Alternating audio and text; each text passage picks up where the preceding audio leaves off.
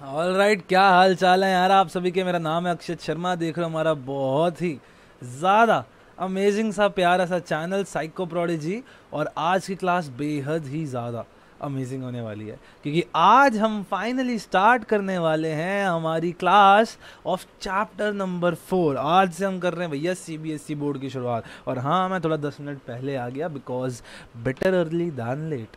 ठीक है, तो देखते हैं कौन कौन जुड़ता है। जैसे जैसे आप लोग जुड़ते हो देखो आपका ही फायदा है at the end of the day. And today हम चैप्टर नंबर 4 का फर्स्ट वन शॉट लगा देंगे। Since it's a big chapter, इसमें थोड़ा सा टाइम लगेगा, हो सकता है इसमें हमें 2 पार्ट करने पड़ जाए। It's a very big chapter. ठीक है, so we'll go with that and we'll start studying it all. ठीक है, कोई टेंशन वाली बात नहीं लेनी, कोई दिक्कत नहीं करनी। अच्छा जी, आप लोगों के पेपर आ रहे हैं। आई होप कई लोगों के चल रहे हैं, आई मीन सबके ही चल रहे हैं। तो सब अलग अलग उसके मेरे ख्याल से एक हिस्ट्री का बचा है एंड एक साइकोलॉजी का ही बचा है। हिस्ट्री का शायद 10th को है for all the humanities kids. And for science kids I don't no उनका कौन सा बचा है। मे बी सिर्फ साइकोलॉजी बचाओ क्योंकि बायोलॉजी मेरे हिसाब से तो हो गया। सो that is very very very important. जो आते जा रहे हैं कृपया करके लाइव चैट के अंदर हेलो सर लिख दो। आज हम शुरू करेंगे चैप्टर नंबर 4 का वन शॉट। आप लोगों को मैंने कल दिखाया था कि हम इस पूरी सीरीज़ में क्या क्या करेंगे। सबसे पहले आज हम वन शॉट करेंगे, हो सकता है कल एक पार्ट 2 भी करें। उसके बाद हम MCQ मास्टर स्ट्रोक के मास्टर की के सारे के सारे आंसर्स लगाएंगे। हमारी नॉट MCQ वाली बट द सब्जेक्टिव वन। कौन सी बुक है? यहाँ पे आओगे, अगर आप Amazon पे आओगे साइको प्रोडिजी सर्च कर लेना। This is our study material. This one इसकी नई पब्लिश हो चुकी है, इसकी नई वॉल्यूम आ चुकी है। इसी को अगर आप खरीदोगे तो for all the kids of 2022 batch जो अभी अभी आए हैं क्लास 12th के लिए अंदर, उनके लिए एक बहुत ही ज़्यादा अच्छी बात मैं बताता हूँ। हमने इसके अंदर चैप्टर नंबर 8 एंड 9 भी ऐड कर दिया है। सो चैप्टर नंबर 8 एंड 9 आ चुका है। तो अगर आपका सिलेबस बढ़ता है, if it goes back from reduce to complete, तो उसके टाइम पे भी आपके पास बैकअप ऑप्शन होगा ही होगा। क्यों होगा भैया बैकअप ऑप्शन? क्योंकि हमारे 8 और 9 चैप्टर के डल चुके हैं पूरे पूरे हमारे ये नोट्स ना। उसके बाद सिंस मैं चाहता था बच्चों को फायदा हो, दूसरी जो हमारी बुक है which is good for all of you जो इस समय क्लास 12th में आए हो, दिस इज़ द रामबाण भाई। दिस इज़ ऑन डिस्काउंट, भारी डिस्काउंट। देखो उल्ट्रा यही दिखा रहे हैं 19% price drop. Why have we drop the price? Because बच्चों के पेपर आ रहे हैं and we do not want कि बच्चों को दिक्कत हो। तो हमने 310 की जो 399 की MRP हम उसे ऑलरेडी सस्ते में बेच रहे थे, उसको भी हमने 250 कर दिया। और उस पर भी here you can see there is a coupon as well. जैसे ही आप 19 रुपीज़ का कूपन लगाओगे आपको 250 में से 19 ऑलरेडी वापस हो जाएंगे, माइनस हो जाएंगे। बहुत ही गजब की हमारी साइकोलॉजी मास्टर की बुक है, ज़रूर इसको जाके यूज़ करो, ज़रूर यूज़ करो। यहाँ पे आपको दिख जाएगा इसके अंदर सारे लार्जेस्ट क्वेश्चन बैंक है भैया साइकोलॉजी का। 320 प्लस क्वेश्चन हैं उन सिर्फ 4 चैप्टर्स के। That's a lot of question. ठीक है, तो आई होप आप लोगों को ये बातें समझ आई हो और आप इन बुक्स को ज़रूर लोगे क्योंकि कल हम मास्टर की जब करेंगे, हाय तिक्षी हाय तान्या, जब कल हम मास्टर की के क्वेश्चंस करेंगे तब आपके पास ये बुक होनी बहुत आवश्यक है। ठीक है, चलो। Supreme book I have been revising and studying with master key and it has made me so much more confident and efficient with the chapters. अरे वाह, that is so good Dikshi. Master key आपको अच्छी लगी and I hope बाकी बच्चों को भी master की अच्छी लगे यार। ठीक है, या चलो। एंड दीक्षी आपसे एक छोटा सा वो है यार, कृपया करके ये उस पर भी लिख दो Amazon पे। लाइक जिन बच्चों को जनरली हेल्प होती है they should write it up. उससे क्या होता है कि आपके जैसे जो बच्चे हैं उनको मिलते हैं रिव्यूज़ देखने के कि हाँ भाई ये चीज़ सही में बढ़िया है कि नहीं है। ठीक है, चलो इसके साथ अब हम शुरू करते हैं विद आवर मेन काम। That is chapter number 4 psychological disorders. कैसे करेंगे हम भैया? जल्दी से करेंगे हम। मोस्ट ऑफ द बच्चों को ये सारे चैप्टर्स आते हैं, मैं मान के चल रहा हूँ, लेकिन जिन्हें नहीं भी आते उनके लिए कोई दिक्कत नहीं होने वाली क्योंकि जिसको जो आता है उसको उससे ज़्यादा ही पढ़ने को मिलेगा। That is a guarantee from my side.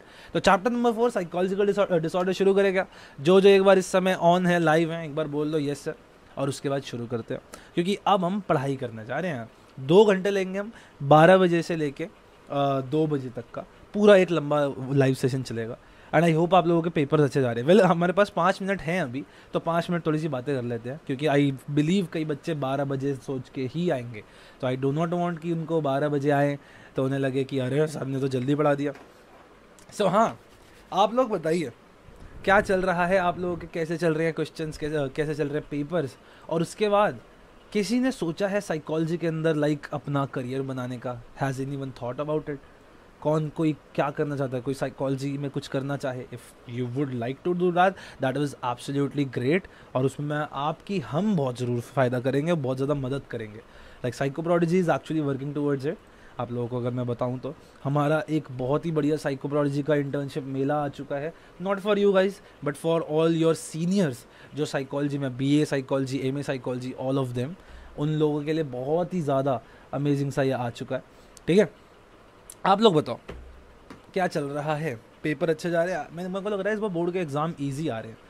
सब पेपर सब बहुत अच्छे गए हैं, only left with psychology and history now.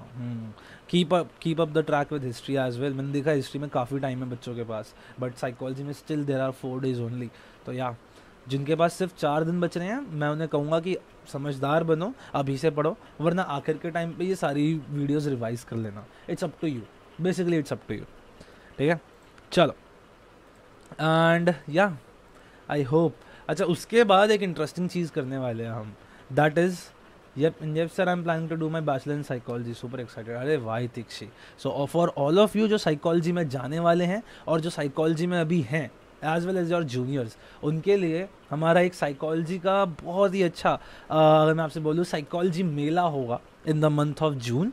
ठीक है जी, और ये होगा आफ्टर 20 जून के आसपास, and it will be an online fest of psychology, जिसके अंदर बहुत सारे अलग अलग गेम्स होंगे, इवेंट्स होंगे, कॉम्पिटिशन्स होंगे। और इस सब के थ्रू हम क्या करेंगे, साइको प्रोडिजी का एम क्या है, दैट इज़ कि बच्चों को एक्सपोजर मिले टुवर्ड साइकोलॉजी, बच्चे मोर अवेयर हों। क्योंकि क्या होता है ना, जब हम किसी चीज़ को काम करते हैं हमें उसके बारे में बहुत ज़्यादा पता चलता है। So that is what we want. इसमें बहुत सारे प्राइजेज होंगे, बहुत सारे इवेंट्स होंगे, गेम्स होंगे, you will have to do a lot of stuff. तो अगर आप लोग इंटरेस्टेड होगे, स्टिक टू द चैनल, बहुत मज़े आने वाले हैं।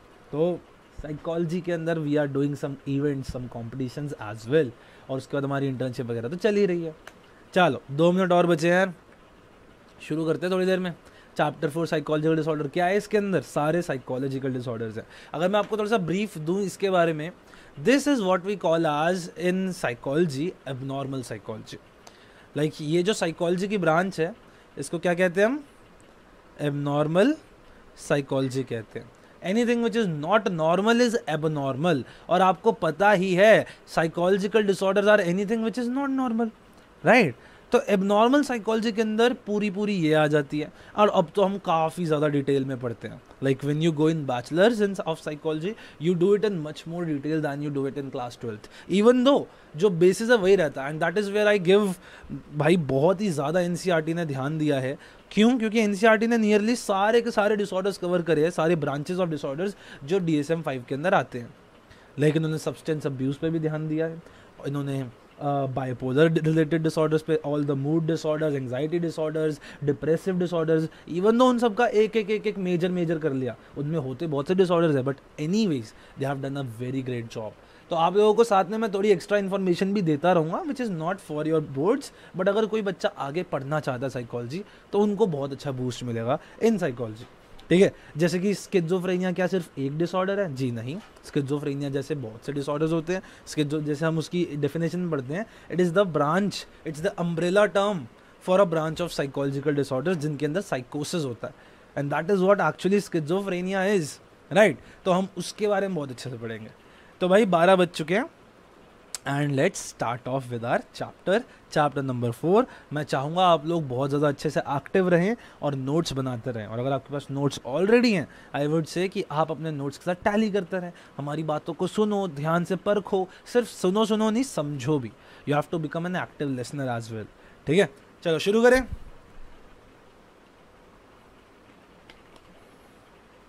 जय माता दी, let's do it now.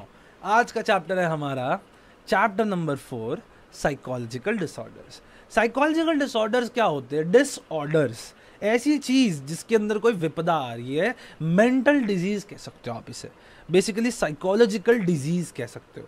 But why isn't it called as a disease? It is called as a disorder because भैया डिजीज के अंदर आपका बायोलॉजिकल दिक्कत होती है, समझ रहे हो? आपकी एक बॉडी का ऑर्गन है जिसमें दिक्कत आ जाती है। दैट इज वाई अगर मैं आपसे बोलूं, अगर आपने सुना हो dementia is a psychological thing, right, but एक एल्जाइमर्स नाम की बीमारी होती है। Alzheimer's is a disease, Alzheimer's, I guess ये होती है स्पेलिंग। तो इट्स अ डिजीज, क्योंकि इसके ना बायोलॉजिकल दिक्कत बहुत हाई है। Even though all the psychological disorders do have एक साइड बाय साइड उनका हो सकता है बायोलॉजिकल फैक्टर भी हो, बट डिजीज जो है that is completely medical science के लिए। डिसऑर्डर्स जो है वो हम लोग ट्रीट कर सकते हैं। कौन लोग ट्रीट करते हैं भैया? साइकोलॉजिकल डिसऑर्डर दो प्रकार के लोग ट्रीट करते हैं जो कि दोनों साइकोलॉजी की फील्ड में काम करते हैं। Who are they? एक होते हैं हमारे साइकियाट्रिस्ट्स एंड दूसरे कौन होते हैं? हमारे जैसे साइकोलॉजिस्ट। साइकियाट्रिस्ट का डिफरेंस क्या है वो हम चैप्टर नंबर 5 में पढ़ेंगे, सबको पता ही होगा। साइकियाट्रिस्ट बंदा एमबीबीएस के बाद बनता है, जब एमबीबीएस के बाद अपनी एमडी करते हो। वाइल साइकोलॉजिस्ट कब बनते हैं? जब आप अपनी बीए एमए इन साइकोलॉजी करते हो, उसके बाद एमफिल इन साइकोलॉजी करोगे तो क्लिनिकल बन जाओगे। सो इससे हम साइकोलॉजिस्ट बनते हैं। हम सबका काम क्या है? ट्रीटमेंट करना। वो दवाइयों से करते हैं और हम थेरेपी से करते हैं। That is what we need to know. अब सवाल उठा, भाई साहब अब हमें तो जीवन में बहुत दिक्कतें होती हैं, हम सभी को बहुत सारी दिक्कतें होती हैं, तो क्या हर बंदे को साइकोलॉजिकल डिसऑर्डर है? जैसे सपोज मेरे साथ हुआ, मैं सडनली रात को उठा बुरे सपने से और मैं रोने लग गया और मैं 2-3 दिन तक उदास हूँ, तो क्या आप कहोगे कि मेरे को डिप्रेशन है? अरे क्या मेरे को डिप्रेशन है? ये चीज़ सोचना is a very very important चीज़। क्या हर बंद अब ऐसे माइनर से माइनर इनकन्वीनियंस पे हम रोते हैं, कई बार हम पागलों की तरह हंसते भी हैं, डज दैट मीन मेरे को कोई साइकोलॉजिकल डिसऑर्डर है? क्या मेरे को मेनियाक एपिसोड आ रहा है?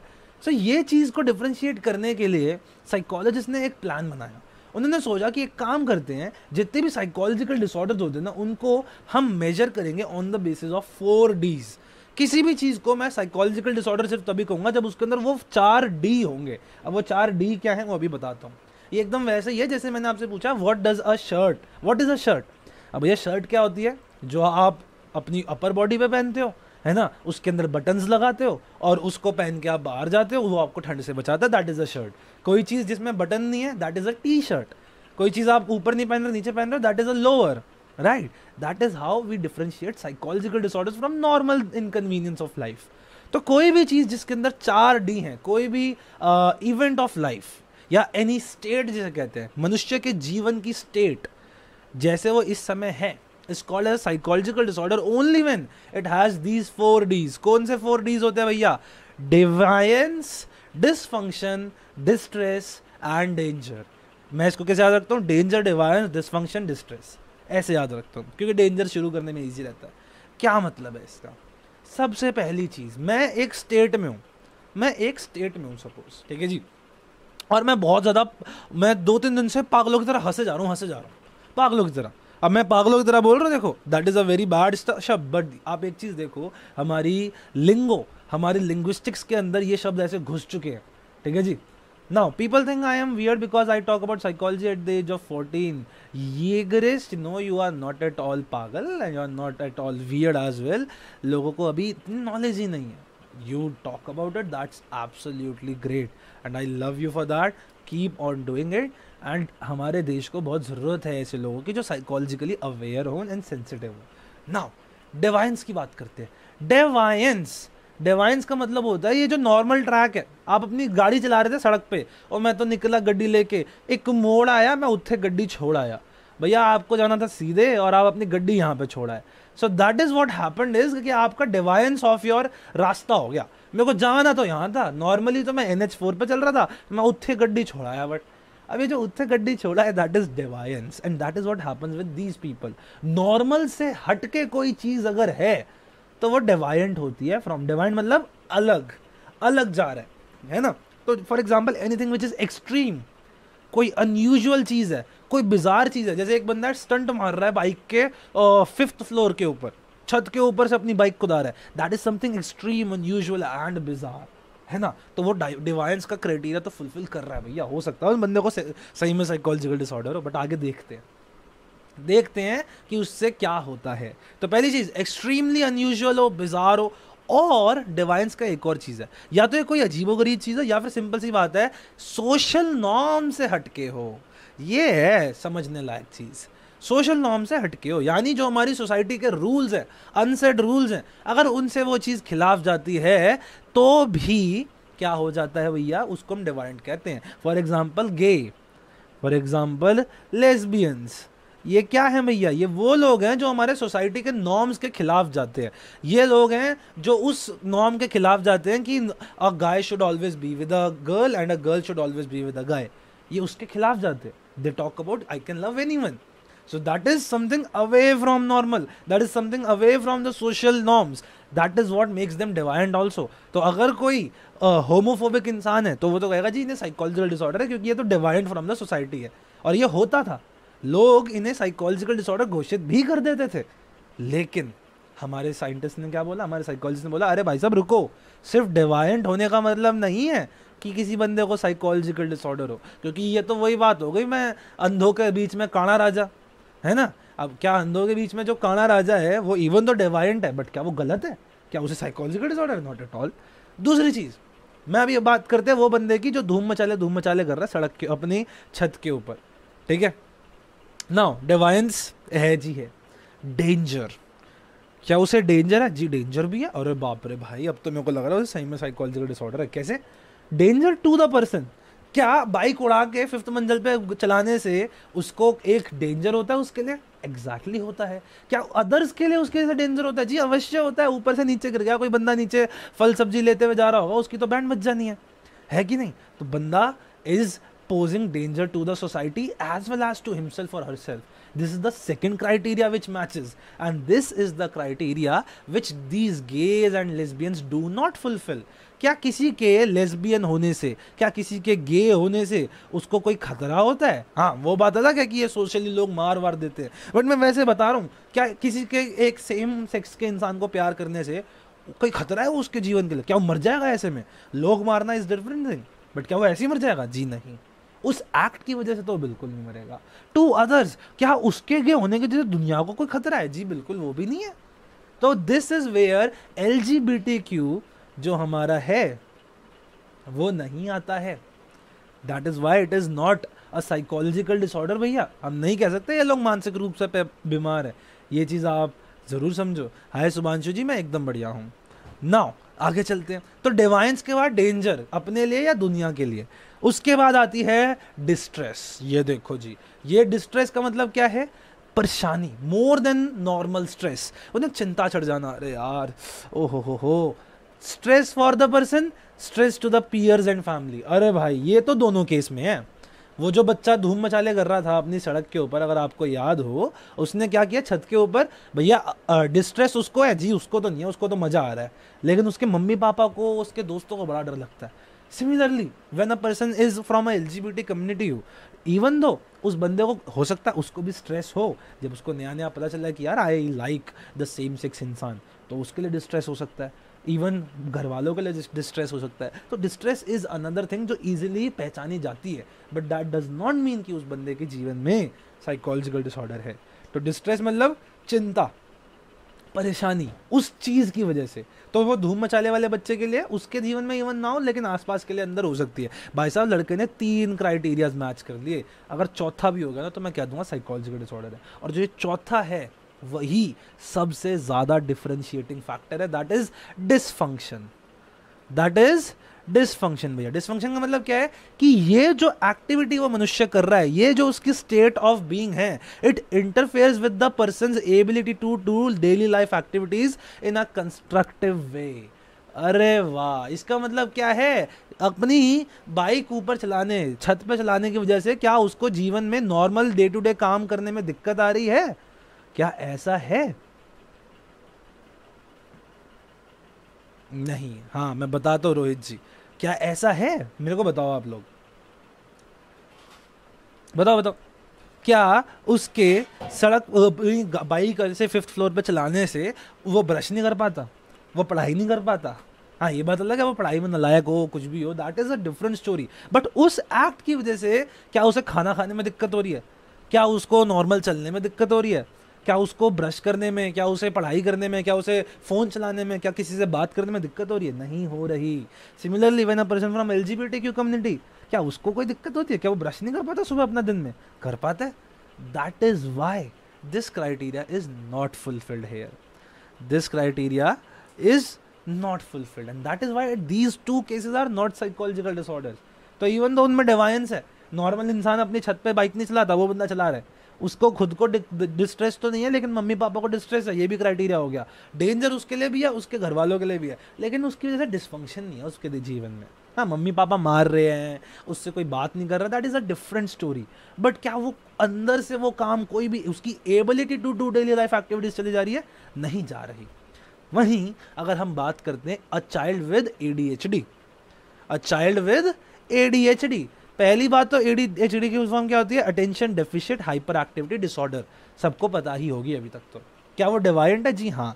वो बच्चा नॉर्मली क्लास में भागते रहते हैं इधर से उधर, नॉर्मल बच्चे नहीं भाग रहे। डेंजर भैया, आपको पता है एडीएचडी वाले बच्चे कई बार ऐसी एक्टिविटीज में लग जाते हैं कि उनके लिए खुद के लिए बहुत ज़्यादा डेंजर हो जाता है। कई बार वो थिंक बिफोर एक्ट नहीं कर पाते। डिस्ट्रेस उनके लिए है, उनके पेरेंट्स के लिए है। आखिर में इस वजह से उनका डिसफंक्शन भी तो होता है जीवन में। ना बच्चा ढंग से पढ़ पा रहा, ना वो सोशली कम्युनिकेट ढंग से कर पा रहा, ना वो अपनी लाइफ को उस तरीके से जी पा रहा जैसे उसके उम्र के बाकी बच्चे जीते हैं। And this is where fourth criteria is also matched, hence ADHD is considered as a psychological disorder. Very very important, that is why psychological disorder कहलाता है हमारा ये ADHD भी। क्या आपको ये बात समझ आई? आई होप आप लोगों को ये बात समझ आई है, क्योंकि that is the basic criteria जिसकी वजह से आप किसी चीज़ को एक साइकोलॉजिकल डिसऑर्डर कहोगे या नहीं कहोगे। ठीक है, आई होप आपको समझ आया हो। चलो एक एक करके अब मैं आपको एक छोटा सा होमवर्क देता हूँ, छोटी सी एक्टिविटी करते हैं। Slow and steady wins the race, डरना नहीं है कि जल्दी कर रहे हैं धीरे कर रहे हैं। चलो ये बताओ, by the way this is a PDF of our own book. ये पीडीएफ आपको नहीं मिल सकता, लेकिन आप बुक हमारी खरीद सकते हो, available on Amazon. Psychology study material still available, 50 rupees का कूपन भी है, 599 की है, 550 की पड़ जाएगी सिर्फ अभी के लिए। उसके बाद ये कूपन खत्म हो जाएगा एक हफ्ते के अंदर अंदर। चलो नाउ अब आपको मैं बताता हूँ, let's take example of ADHD ले लिया, स्किज़ोफ्रेनिया। जी भैया स्किज़ोफ्रेनिया तो होता ही है, ये तो साइकोलॉजिकल डिसऑर्डर है। वहीं एक बंदा जो सपोज पुअर इन एकेडमिक्स, क्या ये एक साइकोलॉजिकल डिसऑर्डर है? जी नहीं है। क्यों? क्योंकि भैया इवन तो एकेडमिक्स में अच्छा नहीं, बाकी सारा जीवन तो बढ़िया चल रहा है ना, कोई उसकी वजह से डेंजर है। क्या कम नंबर लाने से कोई डेंजर होता है दुनिया सोसाइटी को? अगर ऐसा होता तो बहुत सारे लोगों का हो जाता है ना भैया। तो दैट इज अगेन, तो स्किज़ोफ्रेनिया, पुअर इन एकेडमिक्स, 2-4 आप भी बताना मेरे को, ठीक है? कमेंट भैया एक टेंशन है, तो भैया बताओ, आप अपने मैसेज करते रहो, बाकी हम क्लास पढ़ते रहेंगे। चलो आगे चले, लेट्स डू इट। अच्छा, एबनॉर्मल बिहेवियर की थोड़ी सी डेफिनेशन बता रखी है इन्होंने। What is called as an abnormal behaviour? तो 2 प्रकार का होता है। पहला बिहेवियर जो कि मैल अडाप्टिव हो। मैल अडाप्टिव, मैल मतलब गलत, अडाप्टिव मतलब जीवन जीने का सही तरीके से कोई चीज को अडाप्ट कर पाना। दैट इज ऐसा कोई कार्य जो इंसान की वेलबींग, उसका अच्छे तरीके से जिंदा रहना खराब करे, that is abnormal behaviour. For example कोई बंदा अपना सर दीवार पे मारे जा रहा है, क्या वो एक एबनॉर्मल बिहेवियर है? जी अवश्य है। क्यों है? क्योंकि भैया सर पे चोट लग रही है, उसके खून आ रहा है उसके सर से। दूसरी चीज, वहीं हम बात करते हैं एबनॉर्मल बिहेवियर में, behaviour with deviation from the social norms. भैया सोसाइटी के नॉर्म से वो चीज अलग है, and if that thing is away from the social norms, again that will also be एक, क्या होगी भैया? एबनॉर्मल बिहेवियर होगा, क्योंकि लोगों के लिए ये कुछ अलग है, एबनॉर्मल है। एब नॉट नॉर्मल मतलब नॉर्मल, तो something which is not normal. तो नॉट नॉर्मल में क्या होगा? पहली चीज जो कि लोगों को लगता है नॉट नॉर्मल है, दैट इज डेवायंट है। दूसरी बात कि वो चीज उस बंदे के लिए ही मैल अडाप्टिव है, मतलब वो बंदे के जीवन को वो खराब कर रही है वो चीज। ठीक है, चलो आगे चलते हैं। Now this is a very very important topic जिसके ऊपर से क्वेश्चन जरूर आ सकता है। ठीक है जी, हाँ। तो शुभांशु जी कह रहे हैं भैया मेरी मैम साइकोलॉजी के उनका ट्रांसफ़र हो गया था, तो हम लोगों ने टर्म 2 के चैप्टर्स अच्छे से नहीं पढ़े पाए, प्लीज़ हेल्प भैया। तो भैया तुम्हारी हेल्प कर ही रहे हैं यहाँ पे। ये है 1 शॉट सीरीज़। अगर आपको 1 शॉट के अंदर भी लगता है कि मैं कुछ खो रहा हूँ, जो कि हो सकता है कि आपको ढंग से नहीं आता, तो यू गाइज हैव टाइम। हमारा एक फुल वीडियो कोर्स भी अवेलेबल है, तो आप हमारा फुल वीडियो कोर्स ले सकते हो फॉर टर्म 2, और उन सारी वीडियोस को आप देख सकते हो। That will take much more time, but that will be much more deeper. However अगर आपने कुछ भी नहीं पढ़ पाए ढंग से, तो यहाँ पढ़ लो। ठीक है शुभांशु जी। दूसरी चीज़ मैं कहूँगा आप सभी को कि कृपया करके साइकोलॉजी स्टडी मटेरियल तो ले ही लो यार। Psychology study material is very very important for all of you, all of you. कहाँ है भैया ये साइकोलॉजिकल स्टडी मटेरियल? तीसरी बार बता रहा हूँ, फिर देख लो, ये रहा साइकोलॉजी स्टडी मटेरियल, और ये है हमारी दूसरी बुक। कृपया करके ले लो, तभी मज़ा आएगा पढ़ने में। Literally there are so many teachers जिन्होंने मुझे पर्सनली मैसेज करके बोला है कि सर आप हम अपनी बुक भिजवा दो मेरे को, आपकी बुक काफ़ी अच्छी लग रही है मेरे को, मेरे बच्चों ने बताई थी। So that is what is happening. Amity school के अंदर है, then we have some in I guess Haryana के कुछ स्कूल्स के अंदर भी गई है, दिल्ली के कई, दिल्ली में एक है मयूर विहार में कोई स्कूल है उसके अंदर भी गई है। तो देर आर वेरियस स्कूल के टीचर्स जो है वो पर्सनली टॉक टू मी कि सर आपकी बुक अच्छी है, आप इसको प्लीज़ हमारे को सब वो बताओ कि कैसे लेनी है। So that is what happens. चलो नेक्स्ट इज ये वाली चीज़ भैया, दैट इज स्टिग्मा। अरे भैया स्टिग्मा क्या होता है? स्टिग्मा मतलब होता है ऐसी आपकी गलत सोच।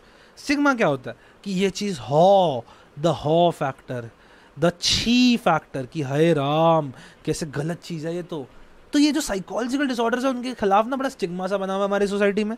आपको पता ही है कि ये लोग तो पागल होते हैं, है ना, ये लोग तो, इनके अंदर तो भूत है। आपको पता है इनके अंदर से भूत निकालने की बहुत कोशिश होती है, ये लोग तो पागल है। अरे क्या ट्रीटमेंट कराएगा इसको? सिंपल सी बात है, बोर्डिंग स्कूल भेज दे, अपने आप बच्चा तेरा ठीक हो जाएगा। ये सब स्टिग्मास होते हैं हमारी सोसाइटी में, स्पेशली इंडिया में तो बहुत ही ज़्यादा है, लेकिन जेन्युइनली बहुत ज़्यादा है। आप इनके खिलाफ क्या करोगे? ये एक 2 से 4 मार्कर के बीच का क्वेश्चन मज़े से आ सकता है। आप स्टिग्मा इंडिया के अंदर से कैसे हटाओगे? और ये स्टिग्मा हटाने की कोशिश हम भी कर रहे हैं, साइको प्रोडिजी भी कर रही है।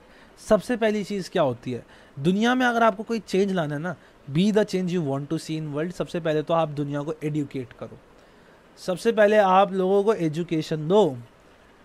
क्या भैया? एजुकेशन दो कि भैया ये जो आपका psychological disorder that actually exist, भूत प्रेत हर बंदे में नहीं होता है। दूसरी बात, आप सोशल अवेयरनेस लाओ। सोशल अवेयरनेस कैसे लाओगे आप? अरे भैया आप लोगों को जागरूक करोगे, जिसके घर में दिक्कत है आप उसके पास पर्सनली जाओगे, उसे समझाओगे आप एक बार ये ट्रीटमेंट भी तो लेके देखो। तीसरी बात, आप साइकोलॉजिकल फर्स्ट एड को या साइकोलॉजिकल मैं आपसे कहूँ थेरेपीज़ को मच मोर एक्सेसिबल बनाओ। एक्सेसिबल मतलब हर गांव शहर के अंदर एक साइकोलॉजिस्ट हो, और दूसरी बात वो इतना महंगा ना हो कि सिर्फ अमीर लोग उसका फ़ायदा उठा रहे हैं, समझ रहे हो? तो मच मोर एक्सेसिबल बनाओ, सोशल अवेयरनेस फैलाओ, एजुकेशन करो लोगों की। और क्या कर सकते हो मेरे को ज़रूर बताना, ठीक है? तो this is a good question, इसके ऊपर क्वेश्चन आ सकता है। और अगर आप टेस्ट सीरीज़ लेते हो तो टेस्ट सीरीज़ के अंदर भी इसका क्वेश्चन आएगा ही। अच्छा, आप लोगों को टेस्ट सीरीज़ के बारे में भी बताना है, ठीक है? So I will be telling you about test series थोड़ी देर बाद। आगे चलते हैं, let's talk about the historical background of psychological disorders. बहुत ही अच्छा, बहुत ही अच्छा। पिछले सालों में, कई 100 सालों में साइकोलॉजिकल डिसऑर्डर्स को कैसे कैसे इस दुनिया ने देखा। That is what is the कहानी ऑफ साइकोलॉजिकल डिसऑर्डर। सबसे पहला is the super natural approach. बड़ी इंटरेस्टिंग अप्रोच है जी। क्या बोला गया सुपर नेचुरल अप्रोच के अंदर? ये कहा गया, ठीक है जी, हाँ, इतिक्षी ने बोला mental health provisions are very expensive and inaccessible for a huge sector of our society even today. भैया आप क्लास के एंड में इस चैप्टर के मोस्ट वैल्यूएबल टॉपिक्स के बारे में बता दीजिएगा प्लीज़। भैया ये तो पूरा टॉपिक ही, पूरा चैप्टर ही बहुत ज़्यादा इंपॉर्टेंट है, इसमें ऐसा कोई टॉपिक नहीं है। उल्टा इन 4 चैप्टर्स में ऐसा कोई टॉपिक नहीं है जो नहीं आएगा, इसलिए don't try to find shortcuts. अगर आपको अच्छे नंबर लाने हैं, it's not that hard of a deal यार, सब हो जाएगा अगर आप ध्यान से पढ़ोगे, अगर आप नोट्स यूज़ करोगे, आप हमारी बुक यूज़ करोगे, हमारी क्लासेस देखोगे, मज़े से हो जाएगा। मोस्ट वैल्यूएबल क्या ही है, सारा ही चैप्टर ही है। स्टिल अगर आपको जानना है तो मैं बता दूंगा, ठीक है? हाँ जी, चलो कौन कौन है यार इस समय लाइव? काश मैं तुम लोग के नाम भी देख पाता, बट दैट्स फाइन, चलो कोई नहीं। आगे बढ़ते, आगे बढ़ेंगे, चलो। अब हम बात करते हैं सुपर नेचुरल अप्रोच। ये है सुपर नेचुरल, नेचुरल से ऊपर, नेचर से ऊपर, इंसानों से ऊपर कौन रहता है? भगवान या फिर भूत। तो अगर आज हम भूतों की बात करेंगे तो हम आपको बताएंगे कि क्या होते हैं भूत। जी हाँ, उस समय लोगों के अंदर सोचा जाता था कि ये जो लोग, जिनको मेनिया के एपिसोड पढ़ रहा है, सपोज वो पागल हो रहा है, उसके हाथ पैर हिल रहे हैं, उसको अलग अलग सीजर्स पड़ रहे हैं, उन्हें लग रहा है इसके अंदर तो भूत आ गया जी। हो क्या रहा था? उस बेचारे को मेनिया के एपिसोड आ रहा है, उस इंसान को हो सकता है हलूसिनेशन हो रही है, उन्हें लग रहा है इसके अंदर भूत है, तभी इसको ये आदमी दिख रहा है। तो क्या करते थे भैया? वो they thought divine behaviours as due to supernatural and magical forces. Supernatural चीज़ों की वजह से, भूत प्रेतों की वजह से और एक काले जादू की वजह से लोगों के ऊपर ये अजीबो गरीब हरकतें हो रही थी, है ना। That is what they thought. And वो यूज करते थे एक्सॉर्सिज्म का। एक्सॉर्सिज्म का मतलब क्या होता है? भूत निकालने का तरीका, किसी के अंदर से भूत निकाला जाए। मैं इतनी हॉरर मूवीज देखता हूँ कि मेरे को पता है कि पूरा एक्सॉर्सिज्म होता कैसे है ना। That is removing the evil spirit by counter magic and prayers. आपने 1920 अगर देखी हो, उसके अंदर ऐसे भूत जारी होती है, वो पैर पकड़ के पूरी हनुमान चालीसा गा देता है और भूत गायब हो जाती है। एकदम कतई एकदम वैसा सही कॉन्सेप्ट है एक्सॉर्सिज्म का। आप लोग बताइए क्या भूत सही में होते हैं? What do you think? You guys might become a psychologist. आपको क्या लगता है, क्या ये सही में भूत होते हैं? मेरे को क्या लगता है मैं तब बताऊंगा जब आप लोग बताओगे। What do you guys think? क्या भूत होते हैं, क्या नहीं होते? अगर होते नहीं हैं तो क्यों नहीं होते? इतनी सारी चीज़ें हैं। नोप। अच्छा जी, इतिक्षी कह रहे हैं कि नहीं होते। चलो इसको डिस्कशन को कंटिन्यू रखेंगे, आगे चलते हैं। दूसरी आती है बायोलॉजिकल स्लैश ऑर्गेनिक अप्रोच। अरे भैया सिंपल सी बात है, जो भी तुम्हारे को डिवाइन बिहेवियर आ रहा है उसके पीछे कोई बायोलॉजिकल दिक्कत हो सकती है। कैसे भैया? मैं चिड़चिड़ा हो रहा हूँ, सपोज मैं बहुत ज़्यादा चिड़चिड़ा हो रहा हूँ, इसका मतलब क्या है भैया? मेरे से हो सकता है सर दर्द हो, है ना, हो सकता है मेरे को कुछ और दिक्कत हो, बायोलॉजिकल कोई दिक्कत हो। So that is what they said कि बायोलॉजिकल दिक्कत होती है, strange behaviours due to body and mind not working properly. ठीक है जी। Nitikshi is very very into this, बहुत बढ़िया। चलो, तो strange behaviour is due to body and mind not working. भैया आपका दिमाग सही से काम नहीं कर रहा और आपकी बॉडी ढंग से काम नहीं कर रही। For many disorders biology is actually responsible. That is very true. कई सारे साइकोलॉजिकल डिसऑर्डर्स होते हैं जिनके अंदर बायोलॉजी फैक्टर होते हैं। जैसे कि अगर मैं आपसे बात करूं IQ, आपको पता होगा कि कई सारे बायोलॉजिकली दिक्कतों के अंदर लोगों की IQ दिक्कत कम हो जाती है। For example fetal alcoholic syndrome, इसको FAD या FAS कहते हैं, फीटल अल्कोहलिक। अगर बच्चे की माँ अल्कोहल पी लेती है जब वो गर्भवती है, तब बच्चे के अंदर फीटल अल्कोहलिक डिसऑर्डर या फीटल अल्कोहलिक सिंड्रोम हो जाता है। इस वजह से क्या होता है, बच्चा जो है उसके मुंह आपको थोड़ा अजीब सा दिखेगा और उनकी IQ भी बहुत पुअर होती है, पुअर जजमेंट होती है। वो बच्चा बेचारा बेकार हो जाता है जस्ट बिकॉज उसकी मम्मी ने अल्कोहल पी लिया। तो रेकमेंड करते हैं साइकोलॉजिकली कि अगर कोई औरत प्रेग्नेंट है तो अपनी प्रेगनेंसी से 1 साल पहले और उसके 1 साल बाद तक वो अल्कोहल को छुए भी नहीं।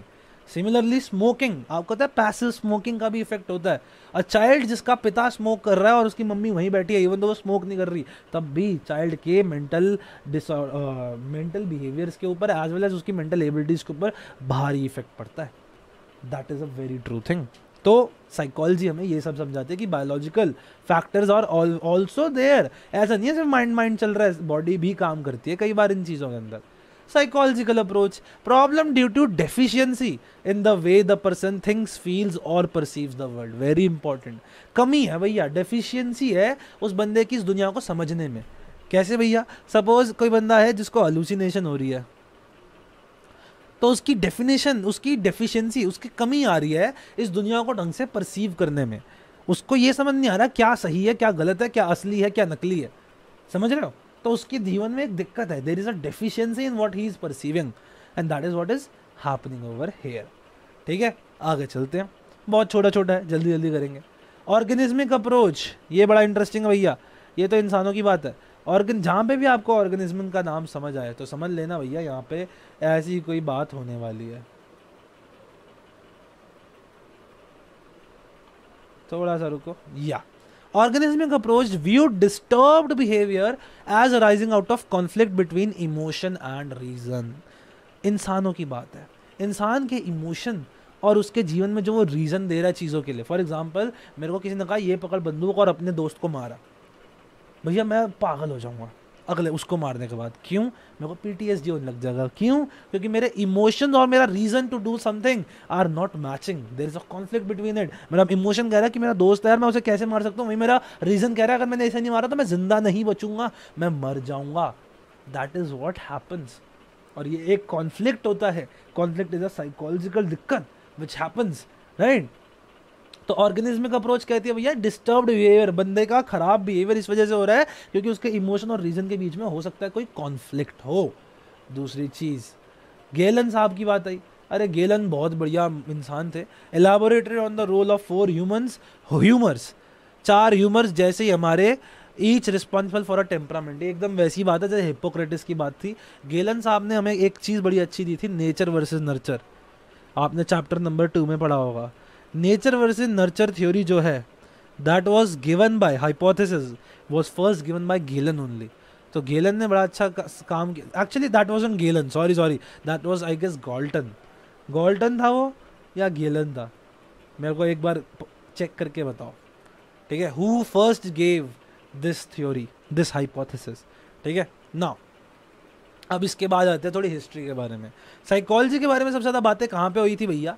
सबसे ज़्यादा बातें हुई थी यूरोप के अंदर। वही लोग थे सबसे पहले जिन्होंने साइकोलॉजी को समझा। उन्होंने कहा कि भैया हाँ, इंसानों के अंदर दिक्कतें भी आती हैं। तो यूरोप की थोड़ी सी कहानी समझते हैं। आपको पता है पहले के ज़माने में राजा होते थे, महाराजा होते थे। There was a time which is called as, सबसे पहले डार्क एजेस। डार्क एजेस क्या होती थी? ये होती थी लगभग 2 से लेकर 10th सेंचुरी तक। इस समय सारे साधु ऋषि मॉन्क्स यहाँ पे ये सब प्रेयर्स करते थे लोगों के अंदर से भूत निकालने के लिए, ऐसी ऐसी हरकतें होती थी। उसके बाद what used to happen is, अब उसके बाद आई आपकी मिडल एजेस। मिडल एजेस कब से कब थी? लगभग 10th से लेके 14th सेंचुरी के अंदर थी। कहाँ पे? यूरोप के अंदर थी। यहाँ पे बहुत सारी दिक्कतें आने लग गई। 3-4 चीज़ें हुई थी यूरोप के अंदर 10th से लेके 14th century of the middle age के अंदर। क्या क्या हुआ? पहली बात तो यहाँ पे विच हंटिंग बहुत ज़्यादा होने लगी। क्या होने लगी? Witch hunting. What is witch hunting? Witch का मतलब होता है चुड़ैल, हंटिंग मतलब उसको पकड़ के मारना। Let me show you which hunting. ये देखो विच हंटिंग की थोड़ी सी फोटोज देखते हैं। ये देखो जी, ये लोग उन औरतों को पकड़ते थे जिनके अंदर हमें लगता था कि हाँ इन लोगों के अंदर कोई भूत है, ये तो खुद ही एक चुड़ैल है भैया, और ये जो चुड़ैल है ये हमारे बच्चे पकड़ के लेके चले जाएगी, इसलिए इसको पकड़ के मार दो। ये देखो, ये देखो, उन्हें ऐसे बांध दिया जाता था, उन्हें मारा जाता था, उन्हें जिंदा आग लगा दी जाती थी। This is a good photograph which tells us about कैसे उन्हें ट्रीट किया जाता था। अगर मैं आपको नए टैब में दिखाऊं, ये देखो आपको दिखेगा, क्या दिखेगा कि ये देखो ये लोग हैं, ये उस औरत को कह रहे हैं तुम हमारे एरिया से बाहर चली जाओ। इसके हाथ में देखो एक वो है, हथौड़ा है, उसने चिमटा पकड़ा हुआ उसे फेंकने के लिए बाहर। सो इनको विच समझा जाता था। एक्चुअली क्या थे यार, ये वो लोग थे जिन्हें थोड़ी साइकोलॉजिकल दिक्कतें थी, स्पेशली फीमेल्स। तो भैया इन्होंने क्या क्या बातें बोल दी। ये देखो अगेन इस फोटो में क्या हो रहा है, सीढ़ी से बांध देते थे और बूम आग में डाल देते थे। ऐसी ऐसी हरकतें होती थी। और क्या होता था, they used to rape them. सोचो सोचो क्या क्या होता था उनको। अब ये एक और, ये बहुत ही ज़्यादा इम्पॉर्टेंट है।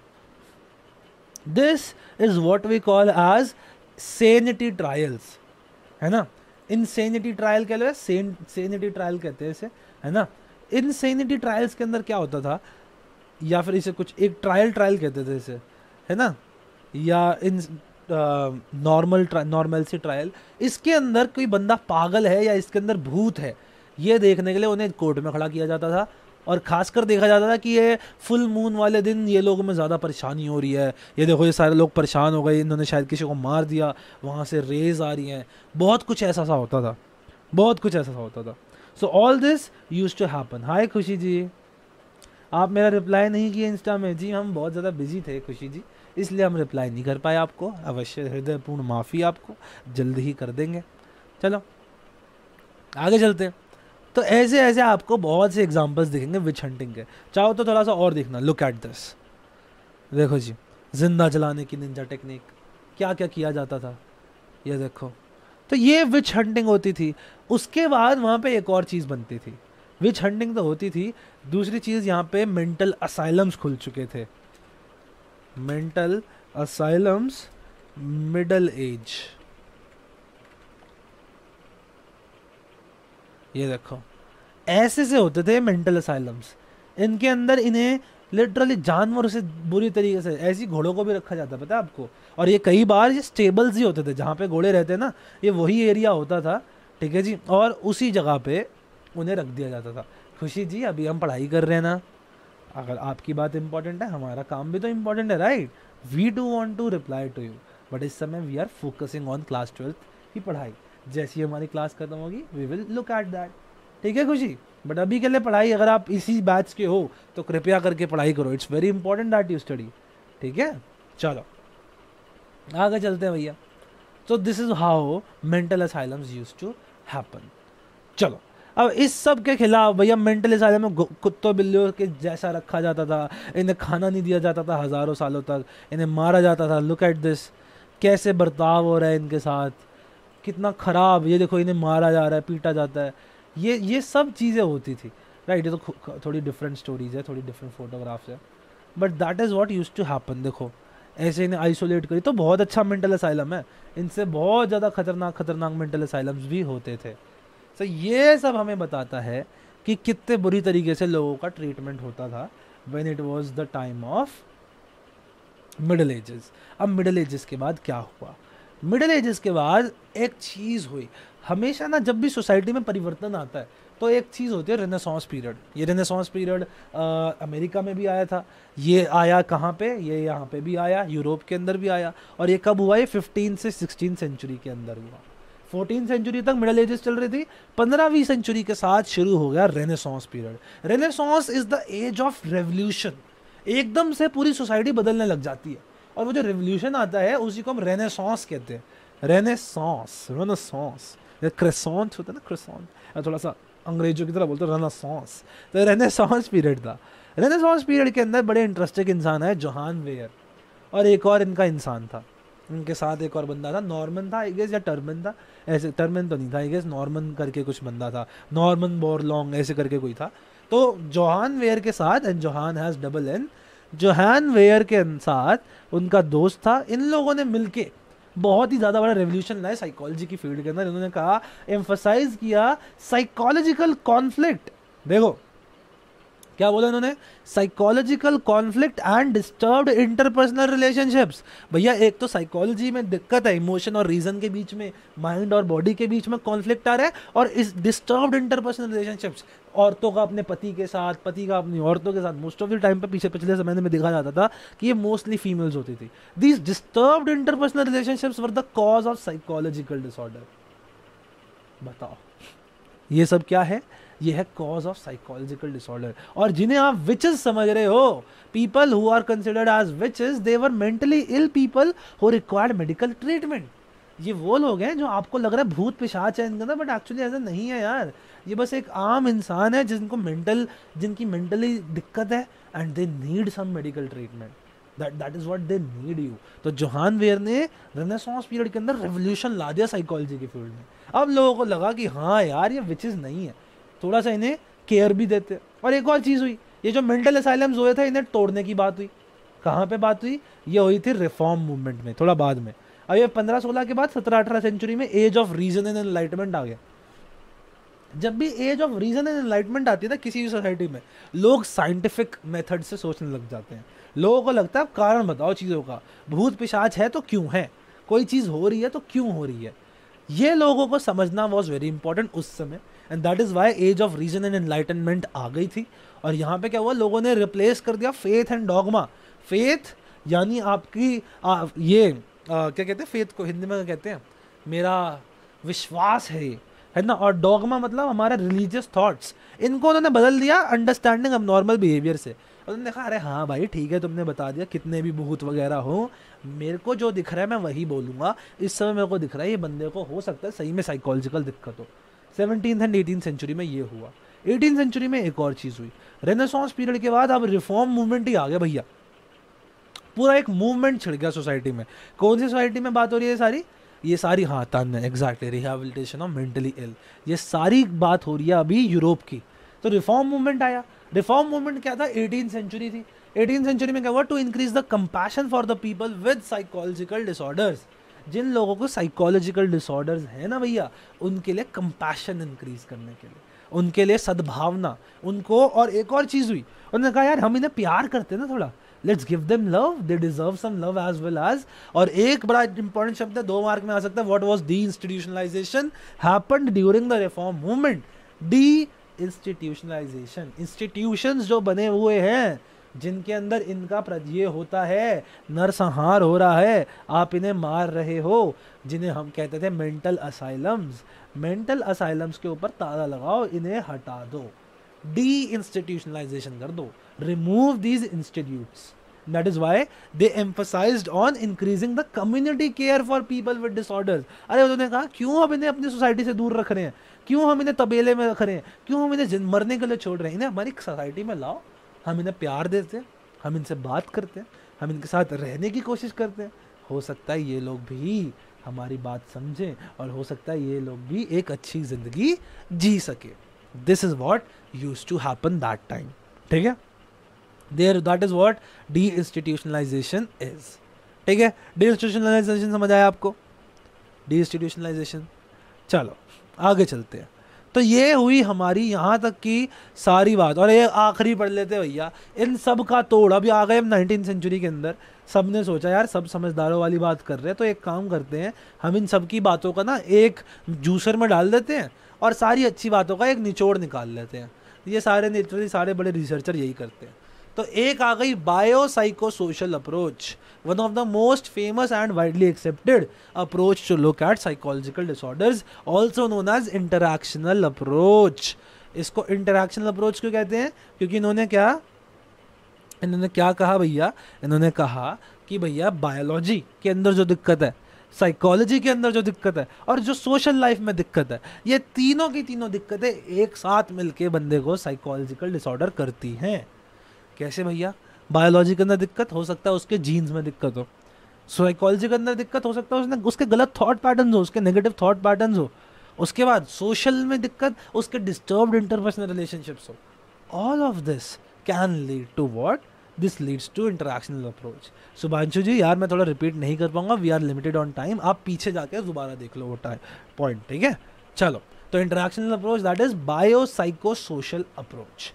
बायोसाइको सोशल अप्रोच, बायोलॉजी के अंदर दिक्कत, साइकोलॉजी के अंदर और सोशल लाइफ के अंदर जो दिक्कत है वो तीनों एक साथ इंटरैक्ट कर रही हैं. All three factors play an important role. ठीक है जी, and influencing the expression and outcome of psychological disorder. कैसे वो चीज़ एक्सप्रेस होती है और क्या उसका आउटकम आता है. क्या वो बंदा जिंदा रहेगा, क्या वो बंदा मर जाएगा, क्या वो बंदा अपनी बातें बताएगा या क्या वो बंदा शांत रहेगा. All of this is done by whom? It is done by these people. This is bio psycho social approach. इसको जब हम बनाते हैं तो हम इसको ऐसे बनाते हैं, बायो साइको सोशल. इन तीनों का इंटरेक्शन से बनता है साइकोलॉजिकल डिसऑर्डर की हम कॉज बता सकते हैं कि what are the causes behind a psychological disorder. क्या आपको ये बात यहाँ तक समझ आई यार? बताओ जी, यहाँ तक किस किस को बात मेरी कंप्लीटली समझ आई? प्लीज़ भैया डी इंस्टीट्यूशनलाइजेशन. बेटा डी इंस्टीट्यूशनलाइजेशन का मतलब क्या है? जो इंस्टीट्यूशन बना रखे हैं, ये जो मेंटल असाइलम बना रखे हैं जहाँ पे लोगों को मारा जा रहा है, जहाँ पे उन्हें सोसाइटी से अलग रखा जा रहा है, इन सब लोगों को हम क्या करें भैया? इनको वापस कम्युनिटी के अंदर ले आए, इन्हें हम सोसाइटी के अंदर वापस ले आए, हम अपने शहरों में वापस ले आए, इन्हें प्यार से रखें, इनके साथ बातचीत करें, इनके साथ मोह से रहें. क्या पता वो वैसे ठीक हो जाए, क्योंकि there were very very different types of psychological बातें विच वर डन. ठीक है जी, बहुत सारे ट्रीटमेंट थे. एक छोटा सा 1 मिनट का ब्रेक लेंगे, ठीक है, क्योंकि भाई हम भी इंसान हैं, हमारा भी गला होता है ना. अंडरस्टूड? Good guys, good. चलो मैं आप एक क्वेश्चन पूछता हूँ. What are the different ways of treating a psychological disorder? Doesn't matter कौन सा डिसऑर्डर है, कौन से आपने तरीके सुने हैं जिनसे लोगों को ट्रीट किया जाता है किसी साइकोलॉजिकल डिसऑर्डर को, और मैं आपको नए बताऊंगा.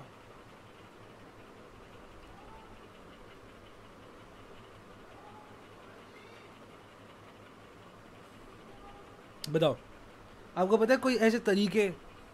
मेडिकेशंस, एब्सोल्युटली, मेडिकेशन से लोगों को ठीक किया जाता है.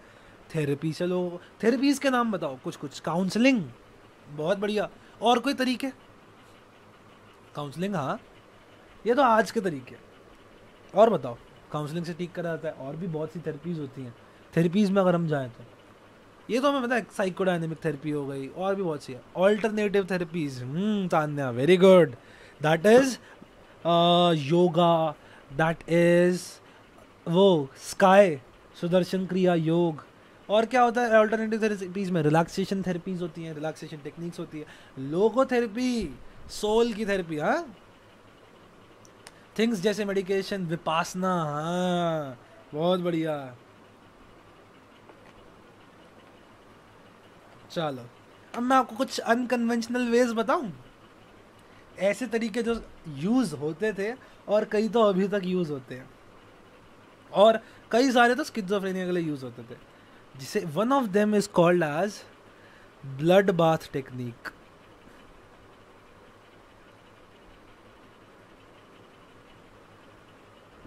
क्या भैया? ब्लड बाथ टेक्निक, कुछ समझ आ रहा है इसका मतलब? Blood bath technique, I hope we get some pictures, images, we are not getting. So ऐसी सी एक दो थेरेपी के तरीके कुछ लोगों ने यूज़ करे हैं, साइकोलॉजिस्ट ने लोगों को ठीक करने के लिए, एक होता है ब्लड लेटिंग टेक्निक। ये तो चाइनीज मेडिकेशन में आज भी यूज होता है, ब्लड लेटिंग। कई लोगों ने देखा कि लोगों के अंदर साइकोलॉजिकल डिसऑर्डर, मेनियाक एपिसोड्स क्यों आ रहे हैं? क्योंकि उनकी बॉडी में बहुत ज़्यादा खून बन चुका है। तो भैया क्या किया उन्होंने? उनके बॉडी में छेद किया और खून निकाल दिया। ये देखो ब्लड लेटिंग, ये देखो जी, हाथ से खून निकाल देते थे। ये देखो ब्लड लेटिंग, लिटरली उनका खून निकालते थे। क्यों? ठीक करने के लिए। बताओ, ये बीए में पढ़ाया जाएगा? नहीं, ये सब ऐसी चीज़ें जो पढ़ाई नहीं जाती बट आपको पता होती है। ये वो, यही तो एक्सपीरियंस होता है, यही होता है आउटसाइड द बॉक्स की चीज़ें, समझ रहे हो? ये बातें पढ़ाई नहीं जाती, ये आपको पता होती है। क्या होता था ब्लड बाथ में? बहुत सारे खून के अंदर उन्हें लिटा देते थे, सिर्फ उनका मुंह बाहर होता था ताकि उनको रिलैक्सेशन हो जाए। हाँ हाँ हाँ, ब्लड लेटिंग टेक्निक होती है। अरे बहुत से अनकन्वेंशनल वेज हैं, जैसे आपको पता होगा फ्रेनोलॉजी, तो पता होगी आपको, व्हाट इज फ्रेनोलॉजी? फ्रेनोलॉजी कहती है कि लोगों के अलग अलग ब्रेन के पार्ट उनकी अलग अलग पर्सनालिटी को डिस्क्राइब करते हैं। डू यू नो जिन्होंने फ्रेनोलॉजी की खोज करी थी, how does blood help in relaxation? अरे इट डज नॉट। उनके बिलीफ थे भैया, उनके बिलीफ थे, बट ऐसा होता नहीं था। इसके अंदर लिटरली पता है क्या करते थे फ्रेनोलॉजी वाले लोग? मैं आपको दिखाता हूँ। Hole in skull technique, I hope आ जाए। ये देखो जी, लिटरली ये तो बुलेट होल है, बट ऐसे ही लोगों के स्कल के अंदर छेद कर देते थे और उनका सम पार्ट ऑफ ब्रेन निकाल लेते थे। बताओ, ताकि उनका साइकोलॉजिकली ट्रीटमेंट हो सके। ये भी होता था। बताओ, ऐसे ऐसी चीज़ें होती थी, लोगों के लिटरली ब्रेन का कुछ हिस्सा निकाल लेते थे उनके स्कल के अंदर छेद करके। लेकिन अब तुम्हें कुछ अच्छे वाली बता देता हूँ, एक बड़ी इंटरेस्टिंग है, ठीक है जी। देखो लिटरली तभी तो स्कल ड्रिल्स होती थी। ये देखो, this is a drill which was used to make holes in the skull of people. ये देखो, ये देखो, इस मशीन के थ्रू लोगों के स्कल के अंदर छेद किए जाते थे। कितने जालिम थे, आई नो राइट, काफ़ी जालिम लोग थे। अच्छा, एक अच्छा तरीका दिखा दूँ, ये तो जालिमों वाले हो गए। एक होती थी फ्रेश एयर टेक्निक। अब आज की डेट में इनकी फोटोज मिलना बड़ी मुश्किल है।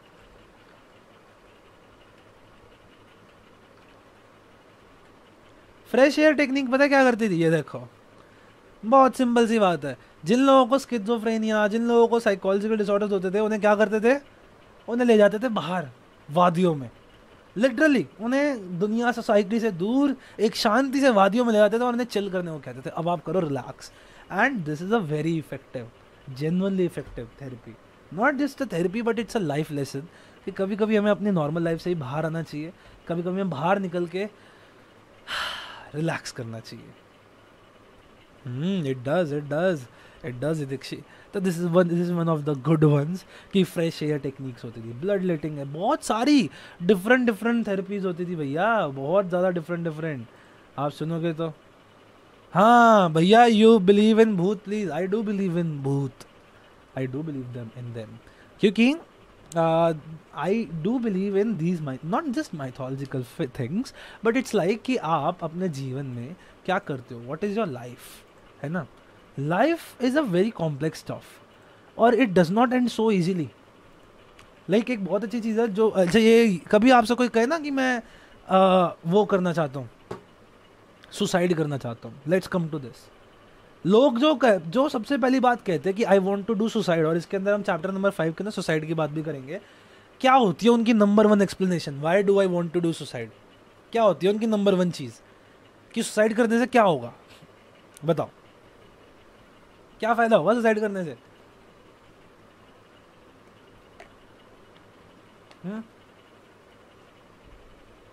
लेट्स पुट अ सुसाइड का बैकग्राउंड। बताओ, आपने कभी ना कभी तो जीवन में सुना ही होगा लोगों को कहते हुए कि I will do suicide, suicide squad आ गई, इमेजेस, है ना भैया।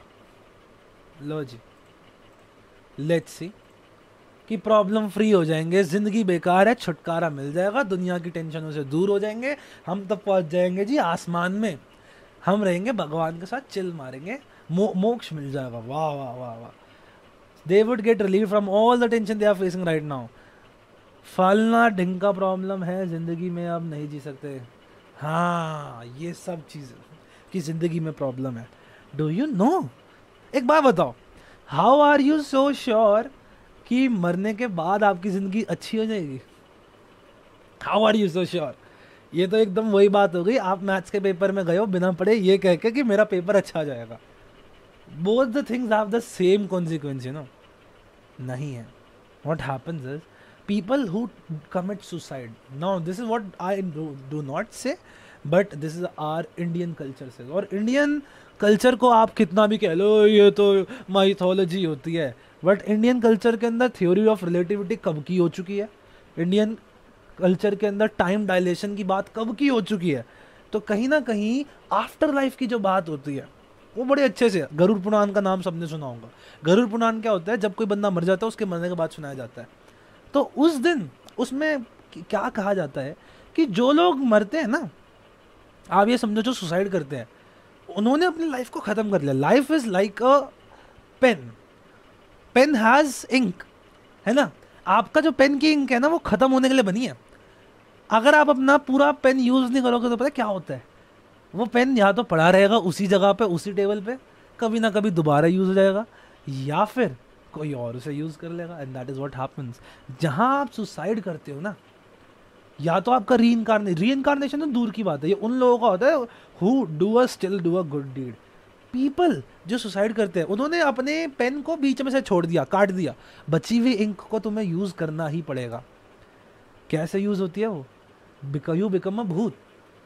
देर आर 4 लेवल्स ऑफ भूत, जिसमें सबसे ऊपर होता है ब्रह्म राक्षस, एक होता है भूत पिशाच, एक और होता है, और आखिरी होता है ब्रह्म राक्षस। बहुत अलग अलग प्रकार के, कोई बंदा कैसे बनता है, क्या बनता है, एंड दैट इज, अब ये again this is Hindu mythology, आप विश्वास करो ना करो it's up to you, but that is very true कि आपका जितना समय इस पृथ्वी पर लिखा है वो खत्म करके ही आप जाओगे। आपने खत्म नहीं किया तो आप वहीं रहोगे, जहाँ पे आपने सुसाइड किया था ना आप वहीं खड़े रहोगे। सोचो, मोस्ट ऑफ द लोग सुसाइड क्यों करते हैं, मेरे माता पिता मेरे को ऐसे बोलते हैं, मेरे जीवन में ये हो गया, मेरे जीवन में वो हो गया। भाई आपको अगले 40, सपोज आपकी उम्र थी 20 साल, आपकी उम्र लिखी थी 60 साल की, अगले 40 साल तुम भूत बन के उन लोगों को देखोगे। उस 40 साल को तुम अगर जिंदा होते ना तो तुम यूज कर सकते थे, हो सकता है तुम अपनी लाइफ बेटर कर लेते, हो सकता है तुम कहीं बाहर चले जाते, हो सकता था तुम कुछ नया जिंदगी में कर लेते, हो सकता आपकी जिंदगी कितनी बेटर हो सकती थी। लेकिन तुमने क्या चुना कि अब मैं खत्म हूं, अब you can't do a shit, you can not do anything except watching those people. सोचो how tough would those 40 years would be for you, you will just be in that one particular room. हर movie के अंदर ऐसा क्यों होता है, वो भूत उसी घर के अंदर होता है जहां पे उसने सुसाइड किया था। कहीं ना कहीं इसमें कर्नल ऑफ ट्रुथ कहीं ना कहीं तो आ जाता है ना, हो सकता है ये बात सच में हो कहीं पे कि वो लोग वहीं अटैच हो जाते हैं, and that is pretty true. तो आप वहीं रह जाओगे भैया, 40 साल 60 साल उन्हीं लोगों को हंसते खिलते मुस्कुराते देखोगे और आपको उल्टा डबल दर्द होगा। तो life does not become easy after suicide. Life is the most beautiful thing. Life, आपकी लाइफ, जब आप अपने जीवन में हो ना, आप इस समय ऐसी जगह आप कुछ भी बन सकते हो। Keep that in mind, you can do anything. और अगर आपको लगता है ना मेरा इन्वायरमेंट मुझे रोक रहा है, कृष्ण जी ने बड़ी अच्छी बात कही थी। एक बार अर्जुन ने उनसे बोला कि कृष्ण जी एक ऐसी बात बोलो मुझे कि मैं अगर खुश हूँ तो मैं रो जाऊँ, और अगर मैं रो रहा हूँ तो मैं खुश हो जाऊँ। तो पता है क्या कहा कृष्ण जी ने? कहते कि तू अगर खुश समय में है या तू दुखी समय में है, ये समय भी बीत जाएगा। तो अगर कोई बंदा अपनी ऊंचाई पे है ना, उसको ये भी पता होना चाहिए कि ये समय भी बीत जाएगा, तुम नीचे आ जाओगे। और अगर तुम नीचे हो तो ये भी समझो कि ये समय भी बीत जाएगा और नॉर्मलसी दोबारा आएगी। लाइफ कैन नेवर स्टे खराब फॉर एवर, लाइक नेवर। अगर आपको लगता है मेरे माता पिता है मेरे को एक टॉक्सिक एनवायरनमेंट में रहते हैं, अरे भैया 12वीं के बाद कॉलेज जाओ, ऐश करो, सिंपल सी बात है। कोशिश करो ऐसी कि तुम्हारा अपने होम टाउन से बाहर है, और अपने होम टाउन में ही आ जाता है। सपोज माता पिता अलाउ नहीं कर रहे, जीवन में आपको कई जगहों पर लड़ना पड़ता है, और अगर लड़ नहीं पा रहे तो क्या करोगे? Try out finding new ways, तरीके देखो हैंडल करने के। एक दिन वो सबके जीवन में आता है जब वो उस जगह से दूर जाके एक नई लाइफ शुरू कर लेते हैं। That is where you live a good life. तुमने क्या चूज कर लिया? तुमने सोचा खत्म, मैं कुछ नहीं कर सकता इस जीवन के साथ। तुम बहुत कुछ कर सकते थे भाई, तुम बहुत कुछ कर सकते थे। हर दिन एक नई शुरुआत। और किसी महान पुरुष ने कहा है, जबकि कहा है एक मुंबई के रैपर ने, कि हर गम में खुशी है, हर गम में खुशी है भाई। तुम किसी भी चीज़ को देखो, तुम्हारे जीवन में कुछ भी खराब हो रहा हो ना, एक चीज़ याद रखना, ये खराब चीज़ के पीछे कुछ कारण है। बहुत सी चीज़ें हुई है। आई वॉज टू गो, मैं मूवीज़ बनाता था। आप मेरे पिछले चैनल अक्षत शर्मा वाले चैनल पर देखोगे, 30,000 सब्सक्राइबर्स हैं उसके ऊपर, ठीक है। और मैं लिटरली, मेरे को अपॉर्चुनिटी मिली थी to go Italy. I won international kids film festival. मुझे as a child jury, as a child जज इटली में जिफोनी फिल्म फेस्टिवल के अंदर बुलाया गया था। It's a big film festival. मेरे को बस अपनी फ़्लाइट के पैसे देने थे। I could not afford that. और मेरे जीवन में मेरे को बहुत रोना आया था उस दिन कि यार, because we were in that sound, right. लेकिन स्टिल मैं पैसे नहीं दे पाया था। It was such a big opportunity miss हो गई। और आपको मैं बताऊँ, मेरी जगह पे जो बच्चे गए थे ना, उनमें से one of the kid was Sonali Bendre का बेटा, another kid was of a big director का बेटा। सब बॉलीवुड इंडस्ट्री के बच्चे थे। सिर्फ मैं एक बच्चा था जो घर बैठ के वीडियो बना रहा था, और उसने जीता था। और मैं उस चीज़ को बड़ा रोता था पूरी ज़िंदगी, यार ये क्या हो गया मेरे जीवन में, सब अच्छा हो सकता था, सब बुरा हो गया। बट फिर ना, मैं आज देखता हूँ, अगर मैं उस समय मूवी मेकर बन जाता तो क्या आज मेरी साइको प्रोडिजी होती? क्या मैं आज आप लोगों को पढ़ा रहा होता? सोचो, क्या मेरी लाइफ इतनी अच्छी थी जितनी अच्छी मेरी आज है? नहीं होती। क्या मैं उतनी जितनी भगवान की दुआ से मैं सक्सेस पे आज की डेट पे हूँ, क्या मैं इतना हो पाता? नहीं हो पाता। सो ये सब जीवन में हर बुरी चीज़ किसी अच्छी चीज़ के लिए ही होती है। जब आप ये चीज़ समझ जाओगे ना, वो है। और किसी ने बहुत ये लाइनें हैं, if it's not happy it's not the end. ये चीज़ याद रखो। Exactly, if it's not happy it's not the end, it's not the end. ख़त्म हो ही नहीं सकता। मेरी पिक्चर की कहानी हमेशा अच्छे से ही ख़त्म होगी। थैंक यू करिश्मा। जो होता है अच्छे के लिए ही होता है यार। हमें हमेशा बचपन में सोचता था जो होता है अच्छे के लिए होता है। अबे मैं अच्छा हूँ कि नहीं हूँ? मम्मी मैं बुरा हूँ क्या? क्योंकि मेरे साथ तो अच्छे के लिए हो नहीं रहा। तो उस दिन अब मेरे को अब जाके रियलाइज़ होता है, जो होता है अच्छे के लिए होता है, उस अच्छे इंसान के लिए नहीं, तुम्हारे अच्छे के लिए होता है। ये चीज़ होती है। एग्जैक्टली, ठीक है। इंस्पिरेशनल बातें बीच बीच में करते रहनी चाहिए। एक टीचर का काम सिर्फ पढ़ाना नहीं होता। जो सिर्फ आके ज्ञान दे के चले जाए वो एक टीचर नहीं है, वो एक ट्यूटर है। लेकिन एक टीचर जो होता है ना, वो तुम्हें लाइफ लेसन देता है। और ये चीज़ भी मैं अपने टीचर से सीखा हूँ, है ना। ये भी हम उनसे ही सीखे हैं। वो बीच बीच में ज्ञान देते रहते हैं, हमें आज भी देते हैं। हमारे इतने बढ़िया बढ़िया प्रोफेसर्स हैं। यही तो चीज़ें होती है जो जीवन में तुम्हें एक अच्छा टीचर बनाती हैं, क्योंकि तुम अपने बच्चों को पर्सनालिटी डेवलपमेंट दे रहे हो। आम आदमी बस ज्ञान दे के चले जा रहा है कि मेरा काम खत्म, मेरी क्लास खत्म जी, अपने बच्चे जीवन अपने कुछ भी करे। Nobody gives a shit about कि तुम्हें कैसा फील हो रहा है। That's pretty true. इसलिए I try to communicate with kids, that is what I want to do and that is what my passion is. तभी मैं साइकोलॉजी कर रहा हूँ, तभी मैं साइकोप्रोडोलॉजी चला रहा हूँ, तभी मैं आप लोगों को यहाँ पढ़ा रहा हूँ। एनीवेज, काफ़ी लंबा ब्रेक ले लिया भाई हमने, काफ़ी सारी बातें कर ली, वापस आ जाते हैं। काफ़ी इमोशनल भावनाओं भरी बातें हो गई, लेट्स गेट बैक। यस, अब आ जाते हैं वापस। That's the only reason I love to study psychology. बहुत बढ़िया, बहुत बढ़िया। चलो भाई, शुभम को लग गया यार ये बंदा तो बह गया, अब ये तो पढ़ाएगा नहीं। कम ऑन कॉपिक्स भैया, प्लीज़ आ जाओ। Classification of psychological disorders. आप लोगों ने DSM-5 देखी है कैसी होती है? देखो क्लासिफिकेशन भैया हर चीज़ में, बचपन में हम पढ़ते थे why do we classify animals, why do we classify things. एक ही था वो आंसर, आज भी वही रहेगा, ईजियर स्टडी। क्या भैया, किसी भी चीज़ को क्लासीफाई करने से एक ही फ़ायदा होता है, हम उसकी स्टडी ईजिली कर पाते हैं, हम उसकी स्टडी ईजिली कर पाते हैं, है ना। जीवन में तुम्हारे को कभी भी लगे ना मुझसे ये काम नहीं हो रहा, प्लान करो, चीज़ों को सिंप्लीफाई करो, है ना। सिंपल सी बात है, मजाक कर रहा था सुभाष जी, दिल पे क्यों ले रहे हो यार, ठीक है। चलो, क्लासिफिकेशन ऑफ साइकोलॉजिकल डिसऑर्डर। दो बड़ी ऑर्गेनाइजेशन ने सोचा कि साइकोलॉजिकल डिसऑर्डर्स को एक साथ करते हैं। एक है APA, दूसरी है WHO। APA क्या होती है, फुल फॉर्म बताओ जी।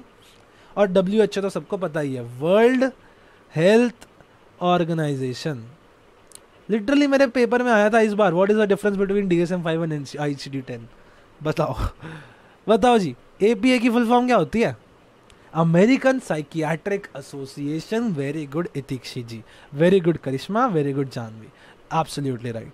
अमेरिकन साइकियाट्रिक एसोसिएशन, बहुत बढ़िया, अमेरिकन साइकियाट्रिक एसोसिएशन। WHO ने क्या बनाई थी भैया? WHO ने बताई इनकी फेवरेट ICD-10, और APA ने क्या बनाई? इनकी DSM-5। चलो भाई, थोड़ा सा डिफरेंस समझते हैं दोनों के बीच में, ज़्यादा कुछ। अच्छा, इसका आगे लिखा हुआ है ये रहा। तो भैया दो important books that record all the types of psychological disorders. सबसे पहले DSM-5 है। DSM-5 डायग्नोस्टिक, फुल फॉर्म पता होनी चाहिए, फ्री का नंबर है। दोनों की फुल फॉर्म लिखने को आ गई ना, फट जाएगी, गलत फुल फॉर्म लिख दी तो नंबर कटेंगे। Diagnostic and statistical manual of mental disorders, 5th edition. 5 का मतलब है 5th एडिशन। इससे पहले DSM-4 था, DSM-3 था, DSM-2 था, DSM-1। For the fun fact, DSM-1 के अंदर आई गेस कितने, DSM-4 के अंदर सिर्फ 250 साइकोलॉजिकल डिसऑर्डर के आसपास थे, अब तो बहुत ज़्यादा है, तभी किताब दिन ब दिन मोटी होते जा रही है, ठीक है। तो DSM-5 की फुल फॉर्म पता होनी चाहिए। वहीं ICD की फुल फॉर्म क्या होती है? ICD-10, international classification of diseases. Very important, diseases, क्योंकि ICD-10 is not only about mental disorders. ICD-10 WHO, World health Organization ने बनाई। इन्होंने क्या कहा, हम एक ऐसी किताब बनाएंगे जिसमें दुनिया की सारी बीमारियों के बारे में लिखा हो। अब वो किताब इतनी मोटी बन गई, इतनी मोटी बन गई कि इन्हें पार्ट्स बनाने पड़ गए, और इन्होंने एक पार्ट बना दिया किसके लिए? ये देखो, इन्होंने एक पार्ट बना दिया बिहेवियरल एंड मेंटल डिसऑर्डर्स की क्लासिफिकेशन के लिए। तो एक छोटी सी पतली सी किताब बना दी। तभी DSM-5 से ज़्यादा लोग ICD-10 को रेफर करते हैं साइकियाट्रिस्ट। पता है क्यों? क्यों करते हैं? क्योंकि इट इज़ लेस मोटी and it is easy to carry. आओ भाई दिखा देते हैं तो मैं DSM-5 कैसी दिखती है। मेरे पास तो है भी, बट मैं इतनी मेहनत अब कर नहीं रहा कि मैं उठ के लाऊं। DSM-5 ये देखो जी, DSM-5 ऐसी दिखती है। ये तो पर्पल कलर में, हमारी ब्लू वाली है। 614 की तो काफ़ी अच्छी मिल रही है, मैंने तो 700 रुपये की मंगाई थी। नंबर 1 बेस्ट सेलर है DSM-5, अमेरिकन साइकियाट्रिक एसोसिएशन ने निकाली है। This is a book. इस बुक के अंदर अब हमारे लिटरली चैनल पे पूरी वीडियो है एक्सप्लेनिंग व्हाट इज़ DSM-5। तो एक ऐसी किताब है जिसके अंदर सारे साइकोलॉजिकल डिसऑर्डर्स होते हैं। Actually let me show you the book in my video. तो आप हमारे चैनल पर जाओगे ना, आपको ये मिल ही जाएगी। DSM-5 psychopathology, let's see if we have a video. ये देखो, व्हाट इज DSM-5। ऐड आ रहा है जी, ऐड देख लेना, ठीक है जी। सबको मेरे सारे ऐड देखने हैं ठीक है। वाओ, मेरी बियर्ड कितनी डिफरेंट थी। ये देखो, so this is DSM-5 diagnostic and statistical manual of mental disorders, 5th edition है, ठीक है जी। और इस किताब को जब हम खोलते हैं तो सबसे पहले आपको इंट्रोडक्शन मिल जाता है, यूज़ ऑफ द मैनुअल वगैरह मिल जाता है। यहाँ पे हर प्रकार के डिसऑर्डर्स का नाम लिखा है। सबसे पहले न्यूरो डेवलपमेंटल डिसऑर्डर्स कौन से होते हैं? न्यूरो डेवलपमेंटल डिसऑर्डर्स बताओ भाई। आपको पता होगा ADHD, ऑटिज्म स्पेक्ट्रम डिसऑर्डर्स, 2 प्रकार के डिसऑर्डर्स होते हैं, साइकोसिस एंड न्यूरोसिस। तो साइकोसिस वाले ये फर्स्ट 4 है, बाकी सारे न्यूरोसिस वाले। तो न्यूरो डेवलपमेंटल डिसऑर्डर्स हैं, schizophrenic spectrum and other psychotic disorder है, can only be treated by medicine, that is not true. अलग भी और भी इन पर थेरेपी भी काम करती है, कॉम्बिनेशन चलता है इनमें, ठीक है। चलो इंडिविजुअल साइकोथेरेपी, वाह वाह। तो डिप्रेसिव डिसऑर्डर और एंग्जाइटी डिसऑर्डर, हर एक प्रकार के डिसऑर्डर के अंदर कई सारे डिसऑर्डर्स होते हैं। जैसे कि मैं आपको बताऊं, एक जगह पे मैं खुले में लिख के दिखाता हूँ। जैसे कि हमने एक पढ़ा type of disorder, that is ये जगह है यहाँ पे। चलो डिप्रेसिव डिसऑर्डर्स, क्या लगता है आपको कितने कितने होते होंगे depressive disorders? Depressive disorder, DSM-5 और ICD-10 ने क्लासिक की कैटेगरी बना दी। इसके अंदर लगभग 4 के आसपास है। सबसे पहले आता है मेजर डिप्रेसिव डिसऑर्डर, जो कि हम पढ़ेंगे इसी चैप्टर में पढ़ेंगे। मेजर डिप्रेशन भी कहते हैं इसे, मेजर डिप्रेसिव डिसऑर्डर।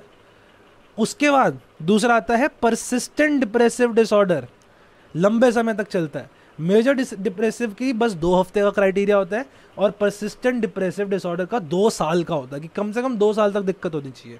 और क्या होता है, एक होता है PMDD, premenstrual dysphoric disorder. Premenstrual की महिलाओं में बिफोर द मेंसेस हैपन, यानी उनकी मेंस्ट्रुअल साइकिल जब शुरू होने वाली होती है, जब उनको पीरियड्स आने वाले होते हैं, उससे पहले डायस्फोरिक डिसऑर्डर, यानी कई महिलाओं के अंदर 1 हफ्ते पहले से चिड़चिड़ापन, डिप्रेशन, फीलिंग ऑफ वर्थलेसनेस, वो सब आने लग जाती है। और एक होता है DPDD, है ना, ये है इसकी मैं डिसरेगुलेशन भूल गया मैं इसके DPDD की क्या है। बेसिकली एज 10 से नीचे वाले बच्चों में होती है, ठीक है जी। और इसमें क्या है, डिप्रेसिव डायस्फोरिक ऐसी कुछ है, डिसरेगुलेशन डिसऑर्डर। तो इतने सारे प्रकार के डिसऑर्डर होते हैं भैया, जो आपकी ICD-10 DSM-5 के अंदर होती है, ठीक है। This book seems to be so interesting. Yes, it is until you have to study it. नहीं, ऐसा नहीं है, अच्छी किताब है। सबसे बढ़िया बात एक और चीज़ है, DSM-5 और ICD-10 के बीच का डिफरेंस अगर मैं आपको समझाऊं, बहुत इंपॉर्टेंट डिफरेंसेस है, बहुत ही कम लोग समझाएंगे, क्योंकि आई डोंट फील जो लोग NCERT पढ़ के उगल देते हैं उनको इतना ज्ञान होता है। बट एनीवेज आगे चलते हैं। हमारे को देख के तो मतलब बहुत ही ज़्यादा कंपटीशन आ चुका है आज की डेट में मार्केट में। जितने भी आपको बड़े बड़े चैनल दिख रहे हैं साइकोलॉजी के, इन सब ने मेरे बाद ही शुरू किया था। और मैं ये बड़ा चढ़ा के नहीं बोल रहा, दैट इज़ अ फैक्ट। जब मैंने अपनी वीडियोस बनानी शुरू करी ना, तब एक बंदा अच्छा नहीं पढ़ाता साइकोलॉजी। एनीवेज, DSM-5, ICD-10, चलो भैया DSM-5 सबसे पहली बात तो पता है आप लोगों को, APA ने बनाई है, ICD-10 बनाई है WHO ने, ठीक है जी। इसके अंदर डायग्नोस्टिक एंड स्टैटिस्टिकल मैनुअल है, यानी इसके अंदर डायग्नोसिस भी लिखा है कि भैया अगर मैं किसी को कहूँ, हाँ मैं देख पेशेंट को बताना चाहता हूँ इसको स्किज़ोफ्रेनिया है, तो इसके अंदर सारे क्राइटेरिया लिखे होते हैं, सारे के सारे क्राइटेरिया लिखे होते हैं। तो भैया ये क्राइटेरिया देखें, और उसके बाद not just that, it is also manual of statistics, यानी ये पॉपुलेशन के अंदर कितनी ज़्यादा प्रीडोमिनेंस ऑफ दिस डिसऑर्डर ये भी बताता है DSM-5। वहीं ICD-10 सिर्फ और सिर्फ डायग्नोसिस करती है, सिर्फ और सिर्फ डायग्नोसिस करती है। ये बताता है कि अच्छा ये डिसऑर्डर इस सोसाइटी में कितना है, इसके कितने प्रकार है ना। It is much more deeper, है ना, it is deeper, it is less deep, simple सी बात है। ये ऊपर ऊपर से सुपरफिशियली देख जाता है ICD-10, लेकिन DSM-5 जो है ना वो हद से ज़्यादा देखता है ध्यान से। दोनों के अंदर नंबर ऑफ डिसऑर्डर्स भी अलग अलग है। इसके अभी तक 5 एडिशन आ चुके हैं, और इसके अभी तक 10 एडिशन आ चुके हैं, है ना, क्योंकि हर साल भाई नॉर्मल डिसऑर्डर्स बढ़ते जाते हैं, डिजीजेस बढ़ती हैं। अच्छा जी, इसका लेटेस्ट जो आने वाला है DSM-6 काम चल रहा है, अभी 2-4 साल दूर है, लेकिन ICD-11 तो मतलब आ ही गई है, समझ लो। आई गेस बिक भी रही है ICD-11, let's see if ICD-11 is available और not. ICD-11, no, it is not a psychological approach to diagnosis using the ICD-11 as framework as such अभी आई नहीं है मार्केट में, बट आ जाएगी, ज़्यादा दूर नहीं है। तो ये मेन डिफरेंस है ICD-10 और DSM-5 में। दोनों किताबें हैं, एक मोटी है एक पतली है। मैं तो पर्सनली DSM-5 को ही रेफर करता हूँ। In India we use ICD-10 कहते हैं, बट ऐसा होता नहीं है बेटा। बेसिकली एक और अप्रोच है कि DSM-5 मेनली अमेरिका में यूज़ होती है, और ICD-10 जो है ये अदर होल वर्ल्ड में यूज़ होती है, बट ऐसा है नहीं, ऐसा बिल्कुल भी नहीं है। हम अपनी BA साइकोलॉजी ऑनर्स करते हैं, हम तो DSM-5 ही यूज़ करते हैं। It is much more deeper. ICD-10 very shallow है। ये उन लोगों के लिए जिनकी पढ़ाई पूरी हो चुकी है और अब वो डायग्नोसिस करना चाहते हैं, एक पतली सी किताब लेके घूमना चाहते हैं, उनके लिए ICD-10 है। कई बार ICD-10 जो है वो अमेरिका के लोग भी यूज़ कर लेते हैं, बट कहा जाता है, बट ऐसा है नहीं। हम तो ICD-10 की जगह DSM-5 ही यूज़ करते हैं अभी।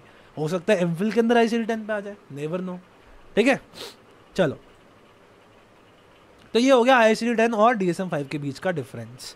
चलो भैया, अब इसके बात करते हैं factors which cause abnormal behaviour. अभी तक हमने देखा था कौन से पर्सपेक्टिव्स है।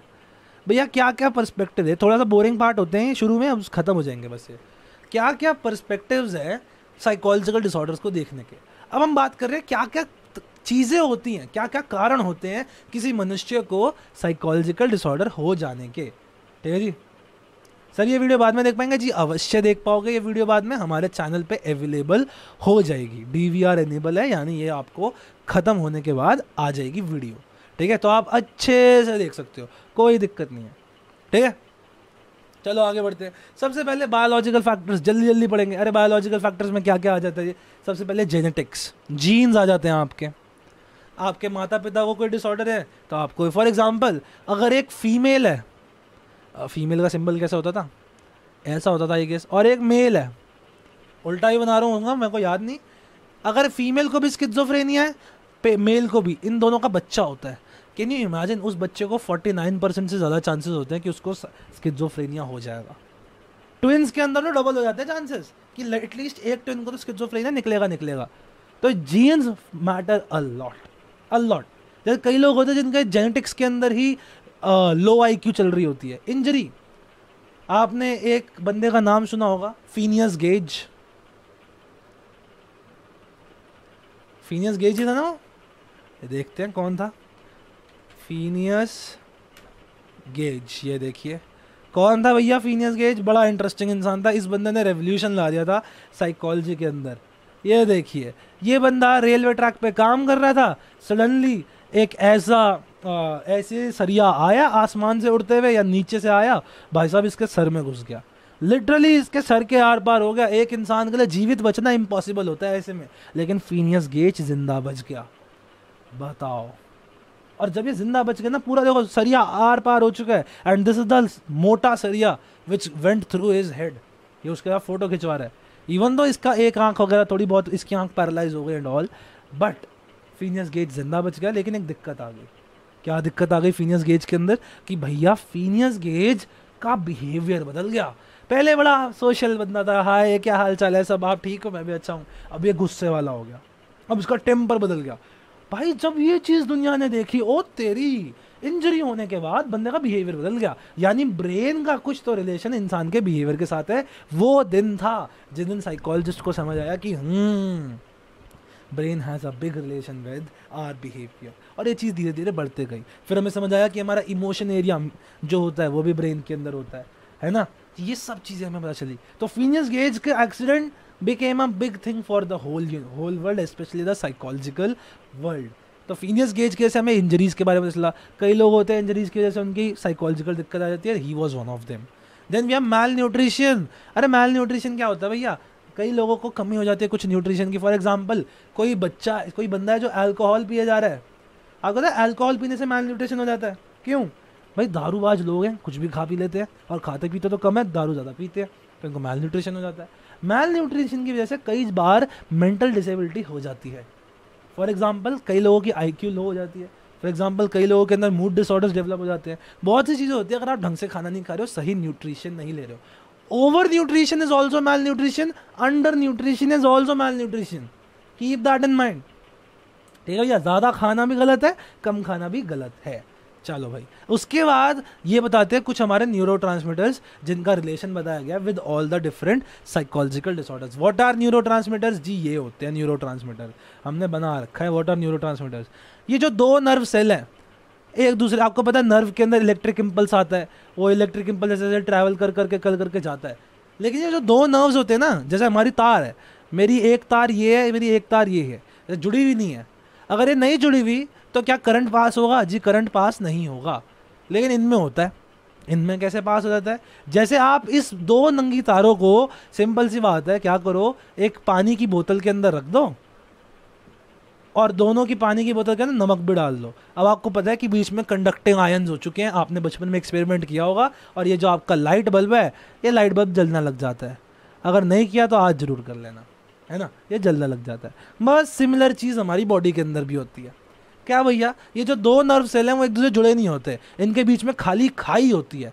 इसको क्या कहते हैं? हम साइनाप्स कहते हैं, also known as synaptic cleft. Cleft का मतलब ही, क्लेफ्ट मतलब खाई होता है, एक खाली एरिया है।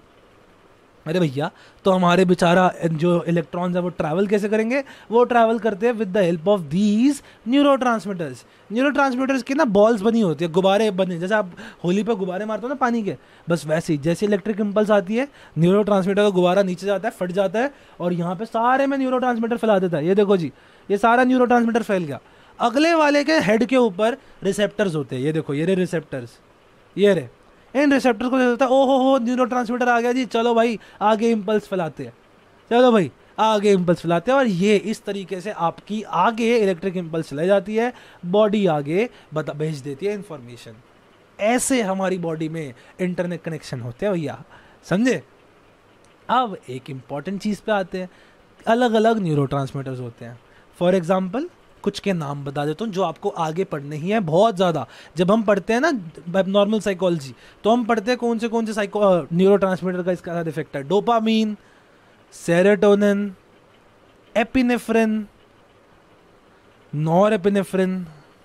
ये कहाँ से निकलते हैं? दोनों तो पैनक्रियास से निकलते हैं, ये पता होगा आपको। दो नॉट पैनक्रियास कह रहा हूँ, एपिनेफ्रिन, नेफ्रिन, है ना, ये वहाँ से निकलते हैं किडनी के ऊपर से, एड्रिनल ग्लैंड से। और गाबा, गाबा की फुल फॉर्म क्या होती है पता है किसी को? बताओ मेरे को, गाबा की फुल फॉर्म बताओ।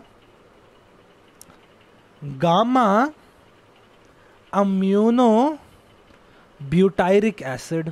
ब्यूटायरिक एसिड का अम्यूनोलॉजिक फॉर्म होता है। ये जो साइंस वाले बच्चे होते हैं उनको पता होता है, आप लोगों को टेंशन नहीं है इसको समझने की, ठीक है जी। तो डोपामीन, सेरोटोनिन, एपिनेफ्रिन, नॉरएपिनेफ्रिन, गाबा, बेसिकली ये 5 पता होने चाहिए। इनका क्या क्या रिलेशन है देखते हैं भैया, और ये तो हमें आगे तक याद रहता है। एंग्जाइटी किसी को क्यों हो रही है? जितने भी एंग्जाइटी आपके डिसऑर्डर्स हैं, they happen due to decreased activity of gamma aminobutyric acid, that is GABA. याद रखना है, anxiety happens due to decreased GABA. Very very important, very very important. क्या भैया, 2 बार बोलूंगा, 3 बार बोलूंगा, गामा अम्यूनोब्यूटारिक एसिड की डिक्रीज एक्टिविटी से एंग्जाइटी होता है। Schizophrenia, excessive activity of dopamine. Dopamine हमारे मूड को बहुत अच्छा करता है, एक्सेसिव हो गया तो हद से ज़्यादा अच्छा हो गया भैया, आपको परेशानी होने लग गई। डिप्रेशन क्यों होता है? हमारा सेरोटोनिन की एक्टिविटी लो से। सेरोटोनिन क्या होता है? हमारे मूड को स्टेबलाइज करता है। अगर अच्छा मूड है, तुम स्टेबल हो गए हो, सेरोटोनिन नहीं होगा तो आप बुरे हो जाओगे। डोपामीन भी डिक्रीज होता है वैसे डिप्रेशन में, बट इसको हम सेरोटोनिन थ्योरी ऑफ डिप्रेशन कहते हैं। डोपामीन थ्योरी ऑफ स्किज़ोफ्रेनिया भी होती है, बड़ी चीज़ें हैं, पता नहीं होनी चाहिए, बस ये 3 के रिलेशन याद करो आप। These are important to understand and learn, ठीक है। आगे चलते हैं, बायोलॉजिकल फैक्टर्स हो गए, उसके बाद बात करते हैं साइकोलॉजिकल मॉडल। अरे भैया, chapter number 2 end ego super ego, पता होगा आपको। इन तीनों के बीच में अगर कॉन्फ्लिक्ट है तो साइकोलॉजिकल डिसऑर्डर हो जाता है। होता है कि नहीं होता? जी अवश्य होता है। स्किज़ोफ्रेनिया जो होता है, आपके जितने भी साइकोटिक डिसऑर्डर्स है जिनके अंदर साइकोसिस होता है, मोस्ट ऑफ द के अंदर आपका जो कॉज है वो इड ईगो सुपर ईगो का ही होता है। आगे देखते हैं बिहेवियरल मॉडल। बिहेवियरल मॉडल क्या कहता है कि एबनॉर्मल बिहेवियर आर लर्नड। अरे भैया, जहाँ पे बिहेवियर की बात आए ना तो सारे बिहेवियरिस्ट की याद कर लेना। वो इवान पावलोव का कुत्ता था, है ना, और फिर हमारे पास विगॉट्स्की थे, बहुत सारे अलग अलग लोग थे। इन सब की बातों को हमें याद रखना है, और इन सब से हमने क्या चलता है, बिहेवियरल मॉडल क्या कहता है भाई? सिंपल सी बात कहता है कि भैया आपका कोई भी साइकोलॉजिकल डिसऑर्डर इसलिए, क्योंकि पहली बात तो एबनॉर्मल बिहेवियर लर्न किया गया है। डिसऑर्डर क्यों हो रहा है? क्योंकि जो वो लर्नड गलत बिहेवियर है ना, उसको बार बार यूज़ किया जा रहा है। किसी भी एबनॉर्मल बिहेवियर को आप बार बार करोगे तो वो एक साइकोलॉजिकल डिसऑर्डर बन जाता है। कैसे भैया? आपने एक बार सर दीवार पे मारा, मज़ा आ गया, आपने बार बार मारते गए, वो बन गया जी आपका साइकोलॉजिकल डिसऑर्डर, ठीक है। दिस एक्चुअली हैपेंस, ठीक है। It happens in OCD, it also happens in ADHD, it also happens in autism spectrum disorder, it even happens in schizophrenia as well. तो बिहेवियरल मॉडल क्या कहता है कि सारे मैल अडैप्टिव जो हमारे एबनॉर्मल बिहेवियर है वो लर्न होते हैं, बार बार यूज़ करने से वो मैल अडैप्टिव बिहेवियर बन जाते हैं। ह्यूमनिस्टिक एग्जिस्टेंशियल मॉडल बड़ा अच्छा है, ह्यूमन की बात करता है। क्या कहता है भैया, जो ह्यूमन है ना वो अपने जीवन में एक पर्पस और फीलिंग नहीं ढूंढ पाता कि मैं कौन हूँ, मैं इस दुनिया पे क्यों आया हूँ, मेरे को समझ नहीं आ रहा, और इस वजह से बड़ी डिसफंक्शनल सी लाइफ जीता है वो। उसको लगता है मैं जितना पैसा कमा रहा हूँ किसी काम का नहीं है, किस मतलब का वो काम है जिसमें मेरी ना खुशी है, सलाह देती दुनियादारी की जो लगती खुदकुशी है। क्या बात है कि भैया ऐसा लगता है कि यार जो मैं करना चाहता हूँ मैं वो कर नहीं रहा। इसे कहते हैं कई बार मिडिल एज क्राइसिस होता है लोगों को, सुना होगा। Have you guys heard about middle age crisis? है जी, बताओ मिडिल एज क्राइसिस का नाम सुना कभी? मिडिल एज क्राइसिस में लोगों के साथ क्या होता है, 40 की उम्र में उनका जाके पता चलता है मेरे पास बच्चा है, मेरे पास पैसा है, मेरे पास पत्नी है, मेरे पास एक अच्छी लाइफ है, फिर भी मेरे को इतना बुरा क्यों फील हो रहा है? Why am I feeling so bad? And that bad feeling is because उस बंदे ने अपने जीवन में वो काम नहीं किया जो उसे करना चाहिए, उसको करने का मन था, उसने वो कार्य करे जो उसे करने चाहिए थे। इसलिए कभी भी अगर आप कोई एम्प्लॉय बन रहे हो ना, do stuff which you love, है ना। आउट ऑफ नोवेयर नहीं, एक फीलिंग ऑफ इनएडिकेंसी होती है, डिसफंक्शनल लाइफ, ये जो ह्यूमनिस्टिक मॉडल कह रहे हैं ना वही चीज़ होती है। उनको पर्पस समझ नहीं आता, यार मैंने इतना पैसा कमाया लेकिन मैंने सोसाइटी को क्या दिया, मैंने अपने जीवन में किया क्या? कुछ भी तो नहीं किया, बस पैसे कमा के घर बैठ गया। That is what humanistic existential model कहता है कि भैया इस वजह से लोगों को साइकोलॉजिकल डिसऑर्डर्स होते हैं। ठीक है, चलो अगला देखते हैं कॉग्निटिव मॉडल। ये बड़ा अच्छा है, ये होता है हमारे देश के अंदर बहुत सारे बच्चों के साथ। Says that abnormal functions due to holding inaccurate and irrational assumption about oneself. मैं तो बहुत काला हूँ, कोई मुझे पसंद नहीं करता, दो people do not love me, people do not like me, people hate me, I am not worth anything। ये गलत कॉग्निशन है आपके दिमाग में। डिसऑर्डर क्यों हो जाता है? Thinking in illogical ways, overgeneralisation. भैया आपके एक ये बच्चों का बहुत होता है, मेरा एक जगह पे कम नंबर आ गए, अरे मैं तो फेल हो जाऊंगा, मेरे बस की कुछ नहीं है, मैं पास ही नहीं हो सकता, मुझसे CUET नहीं होगा, मैं अगले साल CUET दे दूंगा। अबे क्यों भाई, मेहनत करो। कोशिश करने वालों की जेन्युइनली कभी हार नहीं होती। इरैशनल थॉट्स बना रखे हैं, लगता है मैं बहुत ज़्यादा। ये कॉग्निटिव मॉडल कहाँ पे आता है? एनोरेक्सिया नर्वोसा में आता है। मैं तो बहुत मोटा हूँ, जबकि इतने पतले से हैं फिर भी लग रहा है कि मैं बहुत मोटा हूँ। That is thinking in illogical ways, devising negative large conclusion on the basis of insignificant events. काली बिल्ली मेरा रास्ता काट गई, अब मेरा पूरा दिन खराब जाएगा, मेरी मीटिंग खराब जाएगी, मेरी कंपनी बिक जाएगी, सब बर्बाद हो जाएगा, मैं घर आ जाऊंगा। All this stuff happens here. ठीक है, सो ये क्या था भैया, कॉग्निटिव मॉडल हमारा ये कहता है। ठीक है जी, आगे चलते हैं। कॉग्निटिव मॉडल के बाद अगले मॉडल पे चलते हैं। मॉडल है हमारा ये वाला। अब दो ही मॉडल मेन बचे हैं हमारे। सोशियो कल्चरल मॉडल बड़ा इंटरेस्टिंग है। ये कहता है जो सोसाइटी है ना भैया, ये बहुत बड़ा रोल प्ले करती है लोगों को साइकोलॉजिकल दिक्कत लाने में। कैसे? एक फैमिली है, बच्चे के जीवन में ओवर इन्वॉल्व है। कई ऐसे माता पिता होते हैं ना जो बच्चा बड़ा होने के बाद भी उसके डिसीजन लेते हैं, कोई नहीं मैं कर दूंगा तुम्हारे लिए, नहीं तू इसी कॉलेज में जाएगा, नहीं तू घर से बाहर नहीं जाएगा, नहीं तू अपने दोस्तों के साथ नहीं जाएगा। हर काम उस बच्चे के लिए कर देते हैं, बच्चा खुद से कुछ करता ही नहीं है। अब उन्हें लगता है मैं अपने बच्चे को बहुत अच्छी ज़िंदगी दे रहा हूँ, उसको मैं सब कुछ एक सिल्वर स्पून पे दे रहा हूँ, लेकिन सिल्वर स्पून से भी दिक्कतें होती हैं। एंड व्हाट डज हैपन कि भैया family if it is over involved in the life of a child gets difficulty in becoming independent.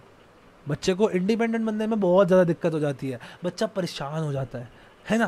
तो एक दिक्कत ये हो गई, इस वजह से बच्चे को डिप्रेसिव डिसऑर्डर्स हो सकते हैं।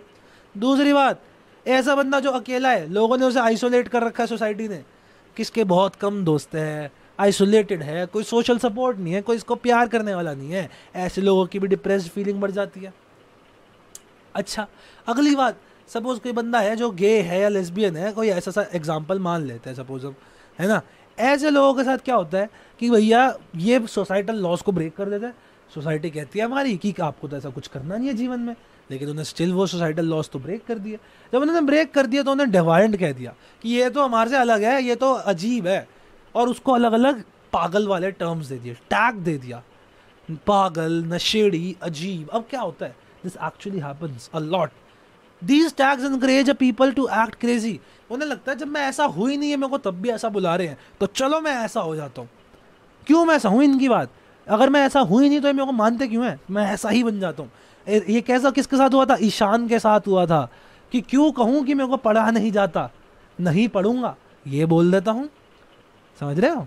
क्योंकि उसकी माँ बोलती थी कि तू पढ़ता नहीं है, तू पढ़ना चाहता नहीं है। एक्चुअल में बच्चा पढ़ रहा है, वो पढ़ नहीं पा रहा है यार, ये पॉइंट है, समझ रहे हो। बेचारा बच्चा जो है वो पढ़ नहीं पा रहा, पढ़ना चाहता है, लेकिन उसे सोसाइटी ने क्या बोला, ये तो पढ़ना ही नहीं चाहता। तो अगेन उसको टैग दे दिया कि ये पढ़ना नहीं चाहता है, गंदा बच्चा है। तो उसने कहा ठीक है, अब मैं गंदा बच्चा ही बन जाता हूँ। समझे, अच्छा एग्जाम्पल मिला, समझ आई बात। आगे चले, आखिरी एक मॉडल है, सबसे इंपॉर्टेंट मॉडल, जीवन में हर जगह काम आएगा, डायस्थेसिस स्ट्रेस मॉडल। कौन सा मॉडल है जी, diathesis stress model. Diathesis stress model बड़ा इंटरेस्टिंग है। ये कहता है भैया कि एक इंसान जो है, ये बेसिकली जेनेटिक्स की बात करता है। एक इंसान को जो साइकोलॉजिकल डिसऑर्डर होता है ना, उसके पीछे उसके जेनेटिक्स हैं। ये जो जेनेटिक्स है ना, ये डायस्थेसिस होती है। क्या होती है ये, डायस्थेसिस होती है। ये एक biological predisposition to a disorder, यानी प्री डिस्पोजिशन मतलब उसके अंदर एक बायोलॉजिकल एबिलिटी है उस डिसऑर्डर को कैच करने की। ये एकदम वैसी बात है जैसे किसी बंदे की इम्यूनिटी बहुत कम है तो उसको कोरोना पकड़ने की उसकी एबिलिटी ज़्यादा है, समझ रहे हो। तो सिमिलरली बायोलॉजिकल प्री डिस्पोजिशन हो सकता है इस बंदे के अंदर ऐसे जीन्स हो जो इसको एंग्जाइटी अटैक ला सकते हैं। अभी तक नहीं आया, आ सकता है। तो इसके अंदर एक ऐसा जीन है जो कह रहा है कि इसको एंग्जाइटी डिसऑर्डर हो सकता है। अब होगा कब, जब इसके जीवन में एक स्ट्रेसर आएगा, एक स्ट्रेस आएगा। अभी तक उसका जो डायथिसिस है, अभी तक उसका जीन जो है वो ठंडा पड़ा बैठा है, लेकिन वो एक्टिव कब हो जाता है, जब उसके दुनिया के अंदर एक दिक्कत आ जाती है। तो क्या हुआ, तीन चीज़ें होती है। सबसे पहले presence of a diathesis which may be inherited, एक ऐसा जीन है जो इनहेरिट हुआ आपके माता पिता से आपको, है ना। उसके बाद क्या हुआ, diathesis having vulnerability to develop disorder, predisposition. लो जी, वो जो डायथिसिस है वो एक्टिव है भैया, ऐसा नहीं है वो कोई जीन मरा पड़ा है किसी कोने में, नहीं, वो जीन फुल ऑन खुला हुआ है और उस जीन की वजह से बंदे के वो दिक्कतें हो सकती हैं। तो diathesis having vulnerability to develop a disorder. तीसरी बात, पैथोजेनिक स्ट्रेसर, एक ऐसा एनवायरनमेंट के अंदर चीज आ गई जिसने वो स्ट्रेसर बन गया और उस डायथिसिस, वो जो जीन था, एक तरीके से जीन को एक बटन मान लो, वो बटन अभी तक बंद हो रखा था, वो बटन को अब उसने ऑन कर दिया जी, वो उसने बटन को ऑन कर दिया और अब उस बंदे को साइकोपैथोलॉजी यानी साइकोलॉजिकल डिसऑर्डर हो जाएगा। क्योंकि वो जो बटन जो ऑफ था, उसे ऑन करने के लिए जो एक स्ट्रेसर चाहिए था, वो स्ट्रेसर अब एनवायरनमेंट में आ चुका है, वो स्ट्रेसर अब एनवायरनमेंट में आ चुका है। क्या आपको ये बात समझ आई, क्या समझ में आया, क्या मगज में आया, क्या मैं तेरे बादम में आया, क्या बताओ, समझ आई बात मेरी। बहुत कुछ है आगे, तो न्यूरो डेवलपमेंटल डिसऑर्डर्स है, एंग्जाइटी डिसऑर्डर है, पैनिक डिसऑर्डर है, ओसीडी, पीटीएसडी, सोमैटिक सिम्टम्स है, डिसोसिएटिव डिसऑर्डर है, डिप्रेसिव है, उसके बाद बाइपोलर है, सुसाइड है, इंटेलेक्चुअल डिसेबिलिटी है, कंडक्ट डिसऑर्डर, बहुत सारा मटेरियल है। ये chapter 4 is a very big chapter. इसमें कम से कम मेरे को लगता है 3 क्लासेस लग जाएंगी, क्योंकि 1.5-2 घंटे से ज़्यादा बड़ी क्लास लेने का कोई फ़ायदा तो है नहीं बच्चों की, आई डोंट फील। अब ये बताओ, आगे पढ़ना चाहते हो अभी, या हम नेक्स्ट क्लास में कभी, यानी कल या परसों में, मतलब कल या फिर आज ही कभी बाद में इसको कंटिन्यू करें, बताओ क्या कहते हो। आज के लिए बहुत है या फिर कंटिन्यू करना चाहते हो, बताओ। अच्छा जी, इतिक्षी कह रही नेक्स्ट क्लास, बाकी लोग बताएं, Tanya ji, Karishma, everyone. High learning Indian tomorrow, चलो डिपेंड्स ऑन यू सर। मैं तो कहूँगा कि यार आज की क्लास 1.5 घंटे की हो गई है, इससे बड़ा लेक्चर मेरे को लगता नहीं कोई बंदा देख भी पाएगा, तो इसको यहीं पे ख़त्म करते हैं, क्योंकि अब सीधा हम डिसऑर्डर शुरू कर रहे हैं। However these disorders will take a lot of time. तो मैं चाहूँगा कि कल हम कुछ ऐसा तरीका अपनाएं भैया, इवनिंग में, बेटा इवनिंग में मेरी 2 क्लासेस ऑलरेडी स्केड्यूल्ड है for class 12th and class 11th, क्योंकि अब बैचेस शुरू हो चुके हैं। अच्छा, ये आप लोगों के लिए है, क्योंकि अब मैं देखो, अब आप एक ऑनेस्ट बात बोलता हूँ, मैं आप लोगों से कुछ मांग नहीं रहा। I really want nothing, I just want कि आप लोगों की पढ़ाई अच्छी हो, नंबर अच्छे आए। आप मेरे को अगले जब रिजल्ट आए तो आप मेरे को मैसेज करके बताओ इंस्टाग्राम पे कि भैया मेरे इतने नंबर आए, या सर थैंक यू मेरे इतने नंबर आए, थैंक यू सो मच। बस मैं इतना चाहता हूँ। बट आपसे एक छोटी सी विनती है, अगर आप लोग इसमें मेरी मदद कर सको तो बहुत फ़ायदा हो, कि भैया हमारे क्लास 11th और क्लास 12th के बैचेस शुरू हो चुके हैं। Class 11th and class 12th के बैचेस शुरू हो चुके हैं, ठीक है जी। कौन से, लाइव क्लासेस 1 to 1 के, ठीक है जी। और हम उनमें खुद पढ़ाते हैं बच्चों को, मैं पढ़ाता हूँ पर्सनली। तो यार उन बैचेस के बारे में अगर आपके कोई जूनियर्स हैं जो क्लास 11th में हैं, जो क्लास 12th में हैं, उनको आप कृपया करके रिकमेंड कर दो, थोड़ा सा बता दो, तो that will be a lot of help. Personal live tuition classes होती है, ट्यूशन तो एक बहुत छोटा वर्ड है, I would say coaching classes कह सकते हो, वो होता है। एंड अगर आपका कोई भी जो फ्रेंड है वो एनरोल करना चाहता है तो 8766212226 this is our WhatsApp number, इस व्हाट्सएप नंबर पे आप कांटेक्ट कर सकते हो। आज एक फ्री डेमो क्लास है, तो जो भी बच्चे हैं, भले ही वो चाहे पैसों से पैसे दे पाए ना दे पाए, आई डोंट नो, बट एक फ्री डेमो क्लास तो सबके लिए बनती ही है। तो ये फ्री डेमो क्लास वो आज ले सकते हैं। कितने बजे है? क्लास 11th वाली है 6 to 7 और क्लास 12th वाली है 8 to 9। ठीक है, तो क्लास 11th की 6 to 7 है, क्लास 12th की 8 to 9 है। यूट्यूब पे नहीं होगी, हमारी पर्सनल उस पे है, हमारी ऐप है which is called as Teachment, तो टीचमेंट पे होती है। तो कृपया करके आपके जो भी फ्रेंड्स हैं, आपके कोई भी जूनियर्स हैं, उन्हें प्लीज़ थोड़ा सा कन्वे कर दो, that would be a very well thing for us. ठीक है जी, विद दैट चलो भाई, मज़ा आया। आई होप आप लोग इस बात को कन्वे करो और आई होप आपको ये सारी बातें समझ आई हो, आज की क्लास अच्छी लगी हो। I will meet you guys maybe tomorrow, obviously tomorrow, but I don't know हम कितना उस दिन करते हैं कितना बाद में करते हैं। Thank you so much for watching this video. जय हिंद, जय Bharat and bye bye to all of you.